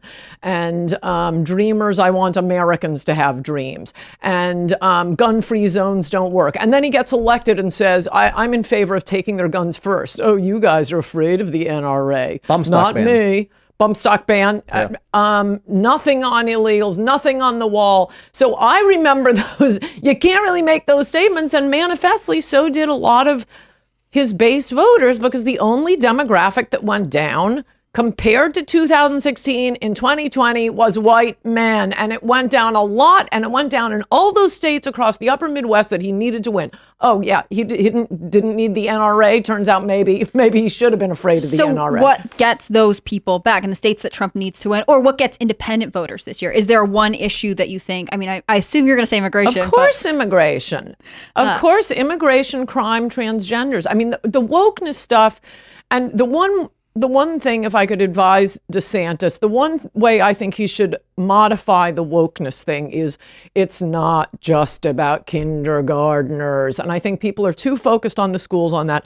What is wokeness? It's anti-white racism plus cartoons of anal sex. That's basically the full panoply of what it's the DIE bureaucracies. It's the race before merit thing. It's no longer deciding things on the basis of merit. It is the anti-white male hatred that animates the left. But you said earlier in this very discussion that white people are the only group that have been taught to hate themselves. I think they do it on their own. All right, they do it on their own, and maybe they're taught to do it. But how do you think then running a campaign appealing to white people and saying, in effect, that there's this anti-white ideology in the country, how is that going to be a winning technique? Well, manifestly, I don't think. I mean, if all white people were liberals, oh, what a horrible, horrible thought. Then we wouldn't get a single vote. I'm saying working class white guys. They don't hate white people. No, the vast majority of white people don't hate themselves. There are enough in European countries, there are enough in this country to have suicidal immigration policies, to have suicidal hiring policies. If it were 100%, then literally you might as well go and commit suicide. Republicans would never win a single election. Nothing would happen anyplace. But no, that obviously Trump got elected one time by appealing to mostly working class whites who hadn't voted for a long, long time. But mostly, I just think it's true, the anti-white racism. I think it's true, and it's hurting everyone. I'm worried about, the pilots they're hiring. I'm worried about the air traffic controllers they're hiring. It's destroying all of our lives, and they're treating black people like they're children and patting them on the head when they're the shoplifting and the carjacking. But I would make the wokeness anti-white racism, crime, and immigration. What are you? What do you think are getting independents in particular to the polls? I think that we just run a scorched earth campaign against Biden and what the Biden regime is doing. And so what are the Biden regime's three biggest sins? Well, its biggest sin now is a wholesale assault on the basic liberty of Americans. I mean, when I came to America in the 70s, I was a teenager, and there was a big political debate going on. But one of the things that really consoled me or relieved me about America, I'm like, look, there are certain basic rights. They're right there in the Bill of Rights. It's not a full compendium of our rights, but right to free speech, right to conscience, right to assemble. You can petition the government without fear for grievances, equal justice under the law. And I'm like, this is not up for political negotiation. It doesn't matter if 90% of people don't agree with me. They can't shut me up, right? So now we fast forward to now, and I say that within 2 or 3 years, all these basic rights, every single one of them, is in serious jeopardy. I'm not even sure with a straight face I could say that we are, in a pure sense, a free country anymore. Think of what the defining characteristics of tyrannical regimes are. Let's take North Korea, China, or the old Soviet Union.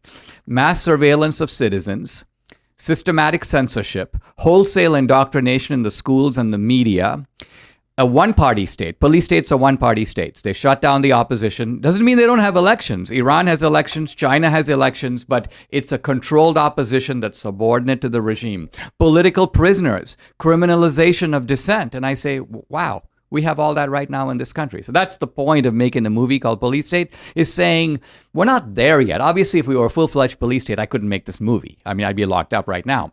But we are headed in with great speed and unexpected rapidity toward a country in which none of our rights anymore are safe. Do you feel like this is something that the average American is aware of, or do you think that, inflation? They know about January 6th. Yeah. Right. I was going to say, what issues distract people? It's not that I don't disagree with your point, but, when you are talking about voters, if you say your rights are being stripped away, is that more impactful to them than saying you can't pay for groceries this month because inflation is so high? Well, it's not one or the other, right? I mean, just like you can run on the economy and you can run on the transgender issue. One doesn't contradict the other. But I think you have to.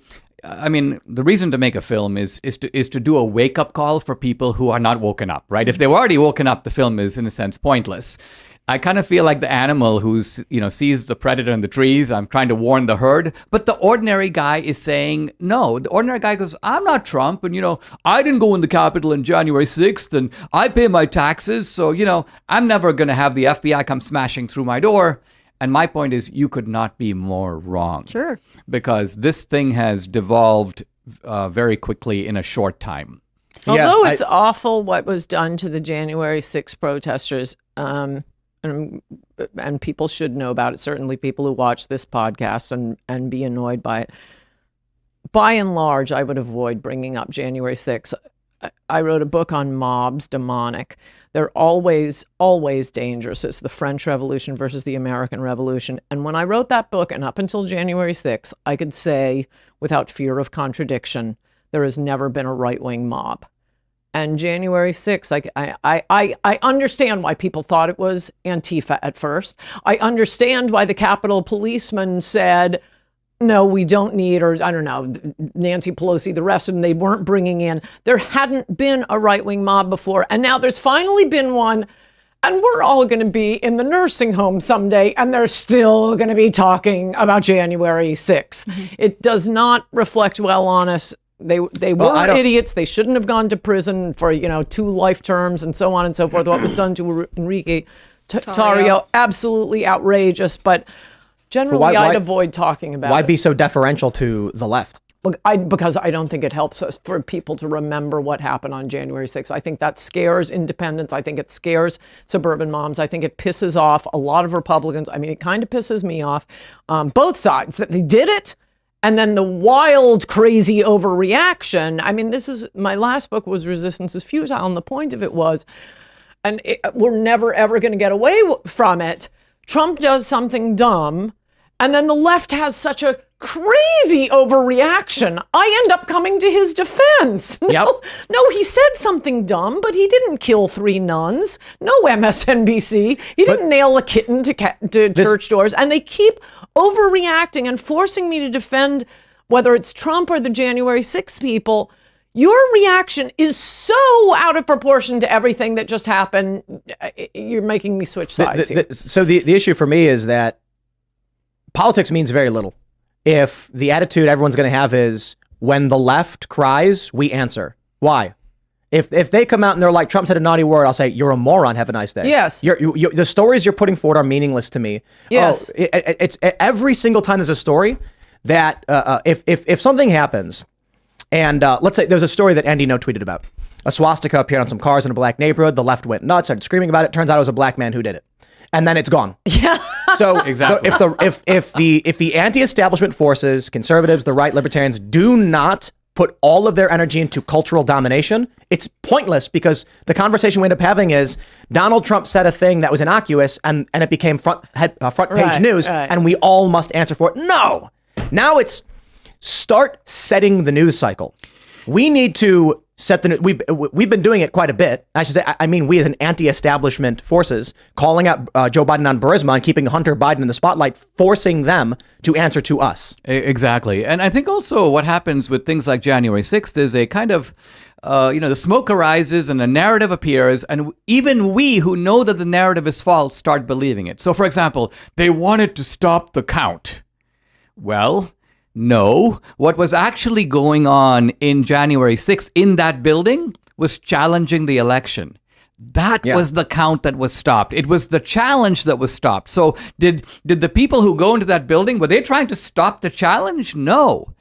The Democrats actually had an incentive to stop the challenges. Mm-hmm. And in fact, the challenges were stopped, because right after January 6th, it's like, okay, let's just go quickly and certify Joe Biden. So now you begin to see that the other side has a motive for having those people in the building. Yeah. Yep. And then it you was discover a more convoluted fire alarm. Exactly. So the January 6th committee knows all this, and they're like, listen, we can't let this cat out of the bag. So we need to construct a careful public narrative and make sure everybody signs on the dotted line. And They want people thinking about January 6th. They want to keep showing those videos because every time those videos are shown, no matter what, we know what happened later. But it was not good for the right wing. It was not good for freedom for that to happen. And what needs to happen is for every anti-establishment media outlet to run nonstop footage and videos of May 29th when they firebombed the White House. Yes. But for some reason, Yes. Or how about burning down the Minneapolis police station? That was what kicked it all off. Firebombing the White House. Yep. I would say is actually worse. And attacking that beautiful church. And the church. They set what ended up happening was it was the White House grounds that were firebombed. They set fire to a guard post was torched, and they torched the church across the street.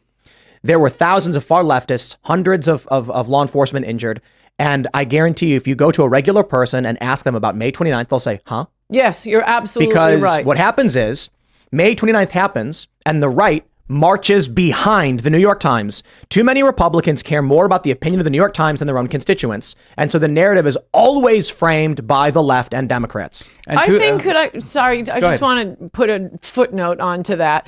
I don't think you can blame the Republicans for this. The left controls the media. They really, really do. Only because they let them. Because Republicans, Donald Trump keeps giving interviews to people who lie about Well, him. that is true. Stop. That is true. He did not give interviews to the people who supported him during the campaign. But I just remember when I was working for the Senate Judiciary Committee, my friends would be calling me saying, why aren't you covering, XYZ, this thing or the other thing?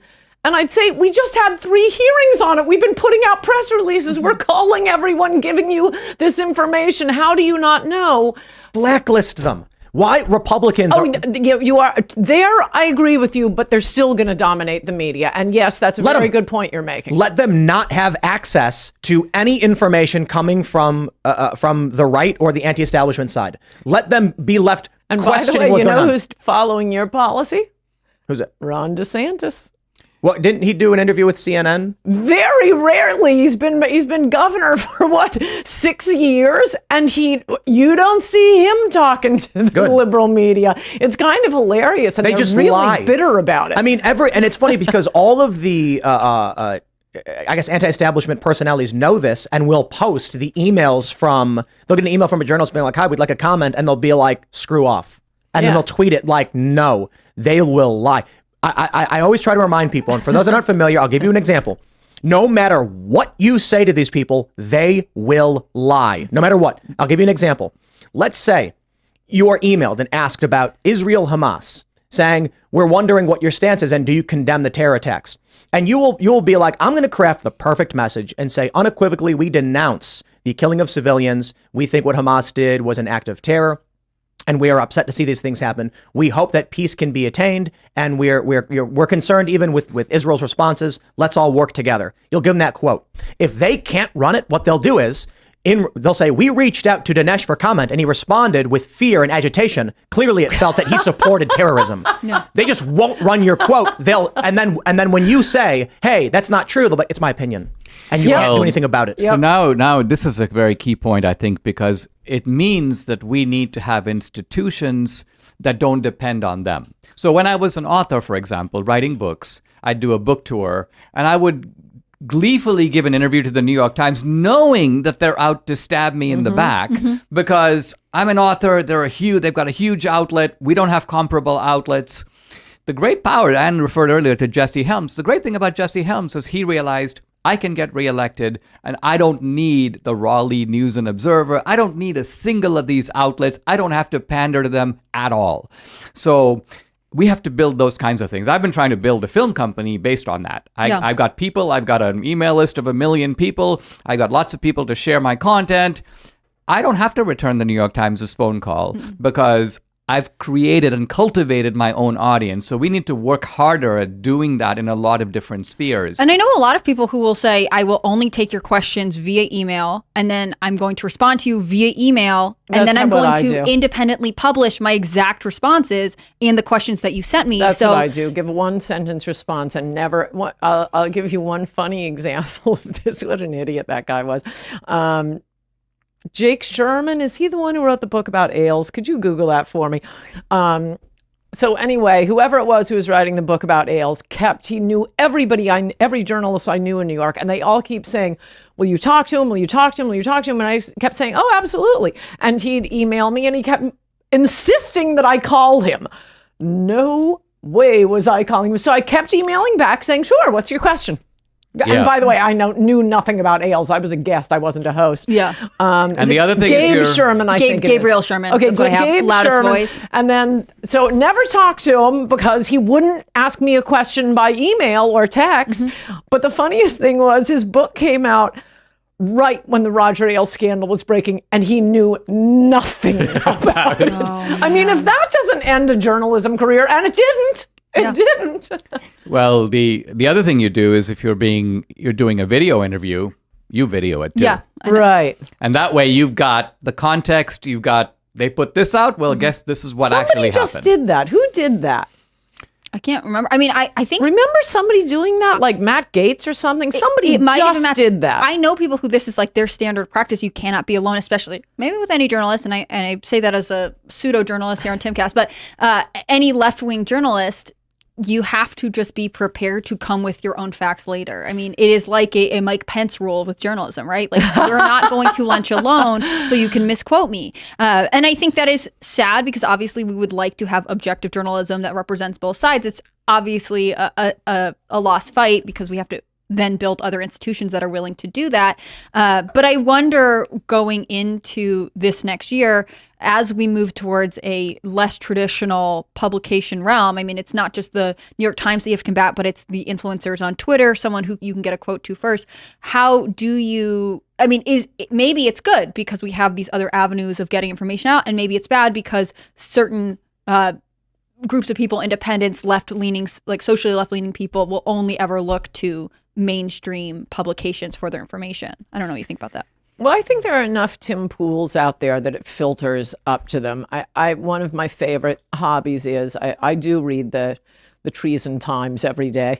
You have to know what they're saying. But not what I really find fun is reading the comments. And well, if you care anything about Trump, it's just going to be Trump bile, Trump bile, Trump bile, Trump bile. But interestingly, for years, any article on immigration, and even before the latest migrant crisis, it has been a very unpopular issue, even with New York Times readers. But it's interesting to see, but the merit stuff, I think, is not popular. I mean, this is what I'm saying about how we are sitting pretty with issues that are, I say, 80-20 popular. And those are the issues you want to run on. Those are the issues you want candidates talking about. It should be the merit stuff, the anti-white racism. You don't have to put it that way. You can talk about it as merit. Immigration, crime. They're going to notice how much groceries are, whether we tell them or not, but you can throw that one in. And the transgender stuff, these are 80-20 issues. If we could just get Republicans to talk about nothing else, no matter what they are asked, come back to one of those four issues. Joe Biden's favorability and job approval dropped below 50% after the failure in Afghanistan. Surprisingly, a lot of Americans really cared about foreign policy, which was shocking to me, that it was such a disaster. And I think it had to do with dead Americans. It had to do with It looks bad. refugee crisis. And the story behind what happened was just shockingly appalling. Yeah, so that's the way you talk about foreign policy. The resurfacing of those weapons now with Hamas. If you can, and this is where conservative investigative journalism comes into play, because you know that the left is not going to be checking that one out. But if you can identify weaponry, rifles, bombs, rockets imported from Afghanistan through the jihadi network, That would be a very big story. I don't want to say this is confirmed. There's just rumors circulating that there's videos of some of the jihadis have M4s. I don't know enough about it, but the argument basically being like these are not your typical weapons you see from like Russian era or Mujahideen or whatever. Like these look like they may have come from the U.S. But my point was simply what the left has done and what they're doing today with this global day of jihad. There's a bunch of news coming out right now about Hannah Claire shared Qatar saying they're going to cut off oil or whatever. If the bombing doesn't stop. If the bombing doesn't stop. But so I saw a photo of a protester holding up a sign saying there is only one solution. That image just needs to be run by every Republican across the board and says, please. And they don't need to come out and be like, the left are terrorists. Yep. You get a Republican on camera saying to my constituents, please, please, just do not support this. Here's an image of the left on campus calling for one solution against Israel. Whatever you think, we cannot support this. Thank you and have a nice day. Well, also, I think it's very important right now for they are doing it, but to make sure that this connection between BLM and the left and progressive movement in this country and Hamas, they can't be allowed to brush this under the rug. Every ad right now for everyone running for office should be just showing the far left chanting, there is only one solution. And then just a heartfelt, please don't support them. Please don't. There are I've seen swastika images at these protests. I don't know if that was in this country, but the people chanting gas the Jews. So, imagine having this stuff on video at your disposal for somebody. And they lie. There's a video Andy No posted, a pro-Palestinian rally celebrating what was going on. And the speaker says, at pro-Palestine rallies, we say free, free Palestine. At white supremacist rallies, they say kill Arabs. That's not a chant used by anybody. No one's saying that. And then he says, this is hilarious. He says at leftist protests, you see Palestinian flags. At white supremacist rallies, you see Israeli flags. Then the ADL comes out and tweets, white supremacists celebrate attack on Israel. And it's just like, I'm sorry, left, your narrative is gone. It is nonsensical and makes no sense at this point. There was a story that came out earlier this week. MSNBC, this is going to surprise you guys. You're in media. MSNBC's ratings went down by 33% as war erupted. Really? That is shocking for anybody who knows anything about cable news. Cable news ratings skyrocket during wartime. MSNBC, and the argument is they decided to show a joint death count of Gaza and Israel, and people stopped watching. Well, also that audience, and I'm a regular MSNBC viewer, and even I can't do it anymore. It's 24/7 Trump, Trump, Yep. Trump, Trump, Trump, Trump, Trump, and But- the most boring every little thing in every little case. So I always imagine these, like the long haul COVID liberal women in New York City sitting in their apartments obsessed. And what's going on with Trump now? So think about this. Israel has nothing to do with Trump. I've covered conflict and crisis. I've not covered overt war, but I was in Ukraine right before it became civil war. There's Molotov, there's firebombs. I've been in places. I was in Ferguson getting shot at. I have seen some pretty intense situations. And when the story came out that the former Hamas leader called for a global day of jihad, I felt my heart sank a little bit. I felt a grip in the pit of my stomach like, oh crap. Like, this is worrying even to me, right? Knowing what I know. Imagine what those suburban moms are feeling right now when the police put out a notice to their homes saying Hamas is calling for terror and jihad. They're probably worried. My kids are going to school. They're calling the school. Is everything going to be okay? Do I have to worry about this? And then they see BLM saying, we love it. That's the commercial that Republicans need to run. Yes. You have the Tufts University Justice for Palestine group calling it creative. They said they were praising their creative solutions. Isn't that crazy? Wait, what's the creative? Oh, they're calling they were calling the attack creative? Creative. That was the Tufts University quote from. Well, this thing has sent a kind of a shiver of delight throughout the whole jihadi world, because normally these guys are used to getting their butts kicked by Israel. Yep. Israel. Think of all the wars.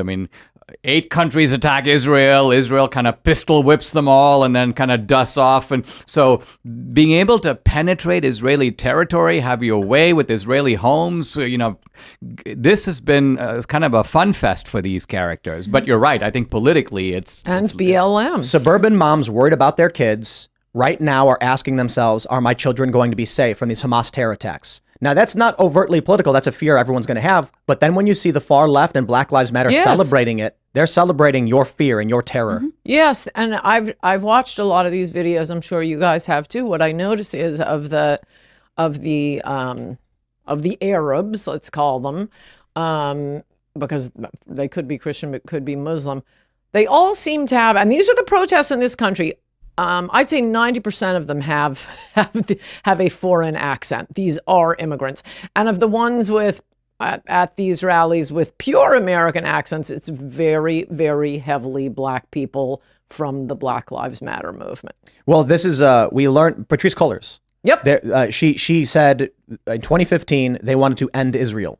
Like, what does anyone think that means? Yeah. Do they think it just means that they changed the name and everyone holds hands under a rainbow? No, that's not what it means. Okay, can you look up, you guys have computers, look up some of the biggest donors to BLM? I know we had a lot of celebrities.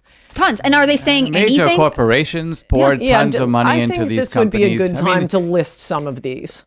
Yeah. It's not just the Hollywood elite. Cisco, this Ease, is like Etsy, Bank of Grubhub. America, and Keep the going. run-of-the-mill big corporations pouring money into BLM. How about Jeff Bezos? IBM, Microsoft, Yeah. Niantic, Peloton, Reddit, Shopify, Uber, Comcast, Slack, PayPal, Andreessen Horowitz. Oh, that one's really interesting.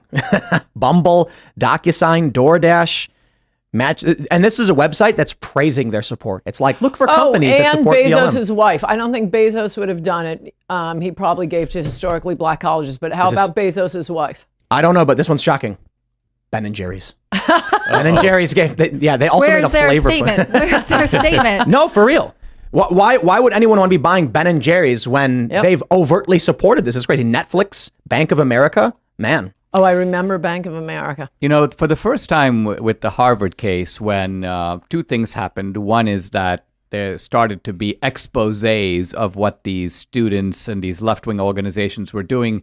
Corporate guys saying, we want a list of these guys, so we don't hire them, Yep. And then I think it was Accuracy in Media. One of the conservative groups took a bus and put these guys' names on the bus and were driving all over Boston and Harvard Square. And apparently these people are freaking out and all pulling their names now as signatories. Normally our side doesn't have the ingenuity or the imagination to pull this kind of thing off. It's always the left. I wish they hadn't done it so quickly. I want to lure more of them into our trap before we unload. We need a bigger Do you guys list. know that swastikas were extremely common in the United States in like the early 1900s? Oh, yeah. It was Before Hitler, it was a very popular cross. So I went to an antique store, and this is in Austin, and the guy actually had swastika keychains and a bunch of, and I was kind of shocked by that. I was like, aren't you concerned that like someone's going to come and he's like, I don't care. I know what these things are. Right. It's an antique store. We're representing what they were. When the Nazis came in, they took the symbol. But I think about what's really interesting in that there was a lot of support for Nazis in the United States before World War II. There were people in the U.S. who were like, hey, we like these ideas. I wonder if what we're seeing now, imagining the basketball courts with Black Lives Matter, the billboards, if there will come a time in 20 or 30 years or maybe 50 where they look back and like, can you believe they were supporting these anti-Semitic groups? Right. And they didn't. And then what we talk about is after World War II, everyone kind of says like, we started getting rid of the stuff, saying it was bad. We don't want to be involved in this. And all of a sudden, everyone just recoiled. Yeah. I think it was like the Bush family were Nazis like early on before World War II because it was more common in the United States. Now I think with what's happening with Hamas, and even after you've got these bank CEOs saying we're going to blacklist all these Harvard students, there are Harvard students panicking, being like, no. Bunch of college students are doubling down. That Yale professor is saying settlers aren't civilians. They're doubling down. They're marching through the streets. I think they're going to spring back on this one. I don't think this one will last. Just a prediction. I don't know. Because the black thing in America, it's always going to be, no, we must treat them like children. That's the liberal approach. Yes, but the organization, right? So the swastika wasn't an evil symbol when it started. They may change the name, but it's going to be the same. Oh, but nonsense. sure. But my point the is, one thing I think we may have. Just to finish my point, I'm saying we're gonna look back at Black Lives Matter like we do the swastika. We're gonna say these groups were evil, terroristic. You're right. I think they're going to weasel out of it. That's just my prediction. I think the one we are going to look back at as if it's Dr. Mengele is the poisoning and mutilating of adolescents. Well, yeah, like lobotomies. I mean, we look at these documents. I think that is going to be like a lobotomy, like Dr. Mengele, but they're going to weasel out the Black Lives Matter. But look, we'll see. Certainly, I hope you're right. Certainly, we can argue the eugenicists changed their names. Right? Yeah, they said, we're not for that anymore, but Planned Parenthood still exists overwhelmingly in minority neighborhoods or near them. Because they need it, apparently. But so I think the branding of BLM is I can't imagine the recovery of the brand Black Lives Matter. I hope you're right. You already had the corruption scandal. You've already had questions about where all the money went.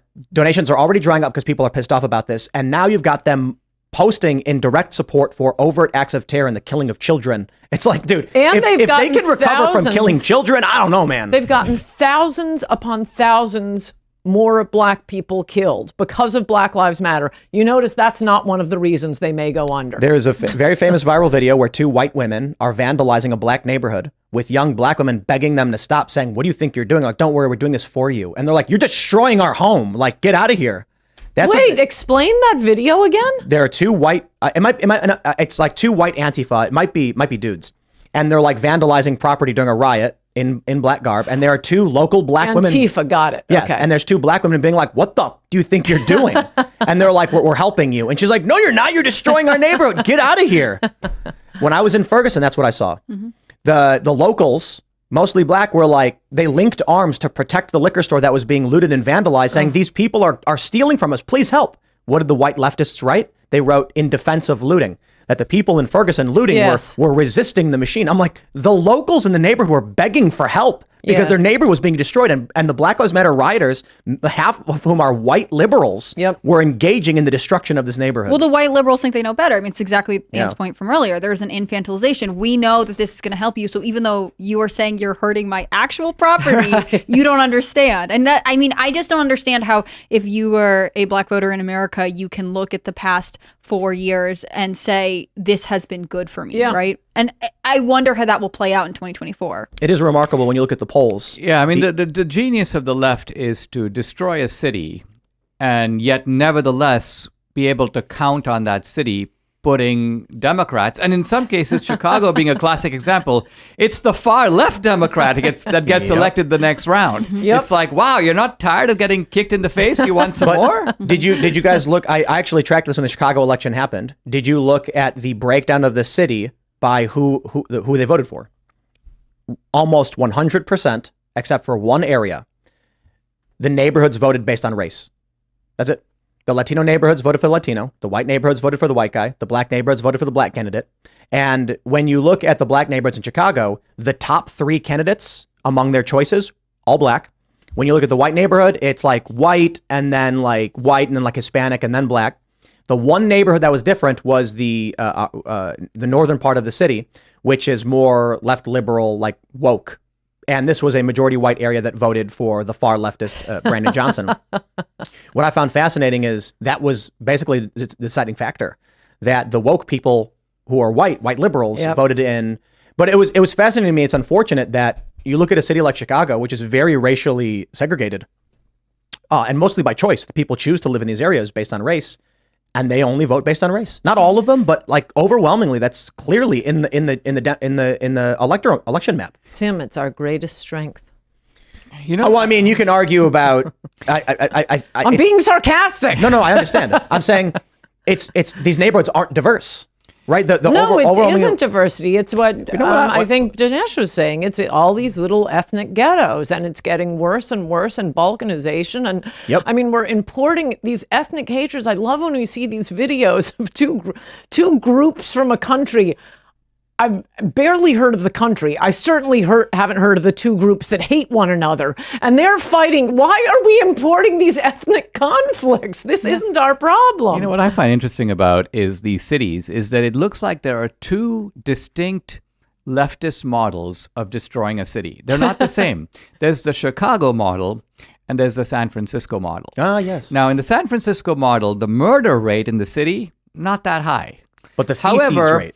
Exactly. So what I'm getting at is you can't go anywhere in San Francisco without some homeless guy, giving you the finger or taking your chicken wing off your plate. It's a low-level harassment, but it's throughout the city.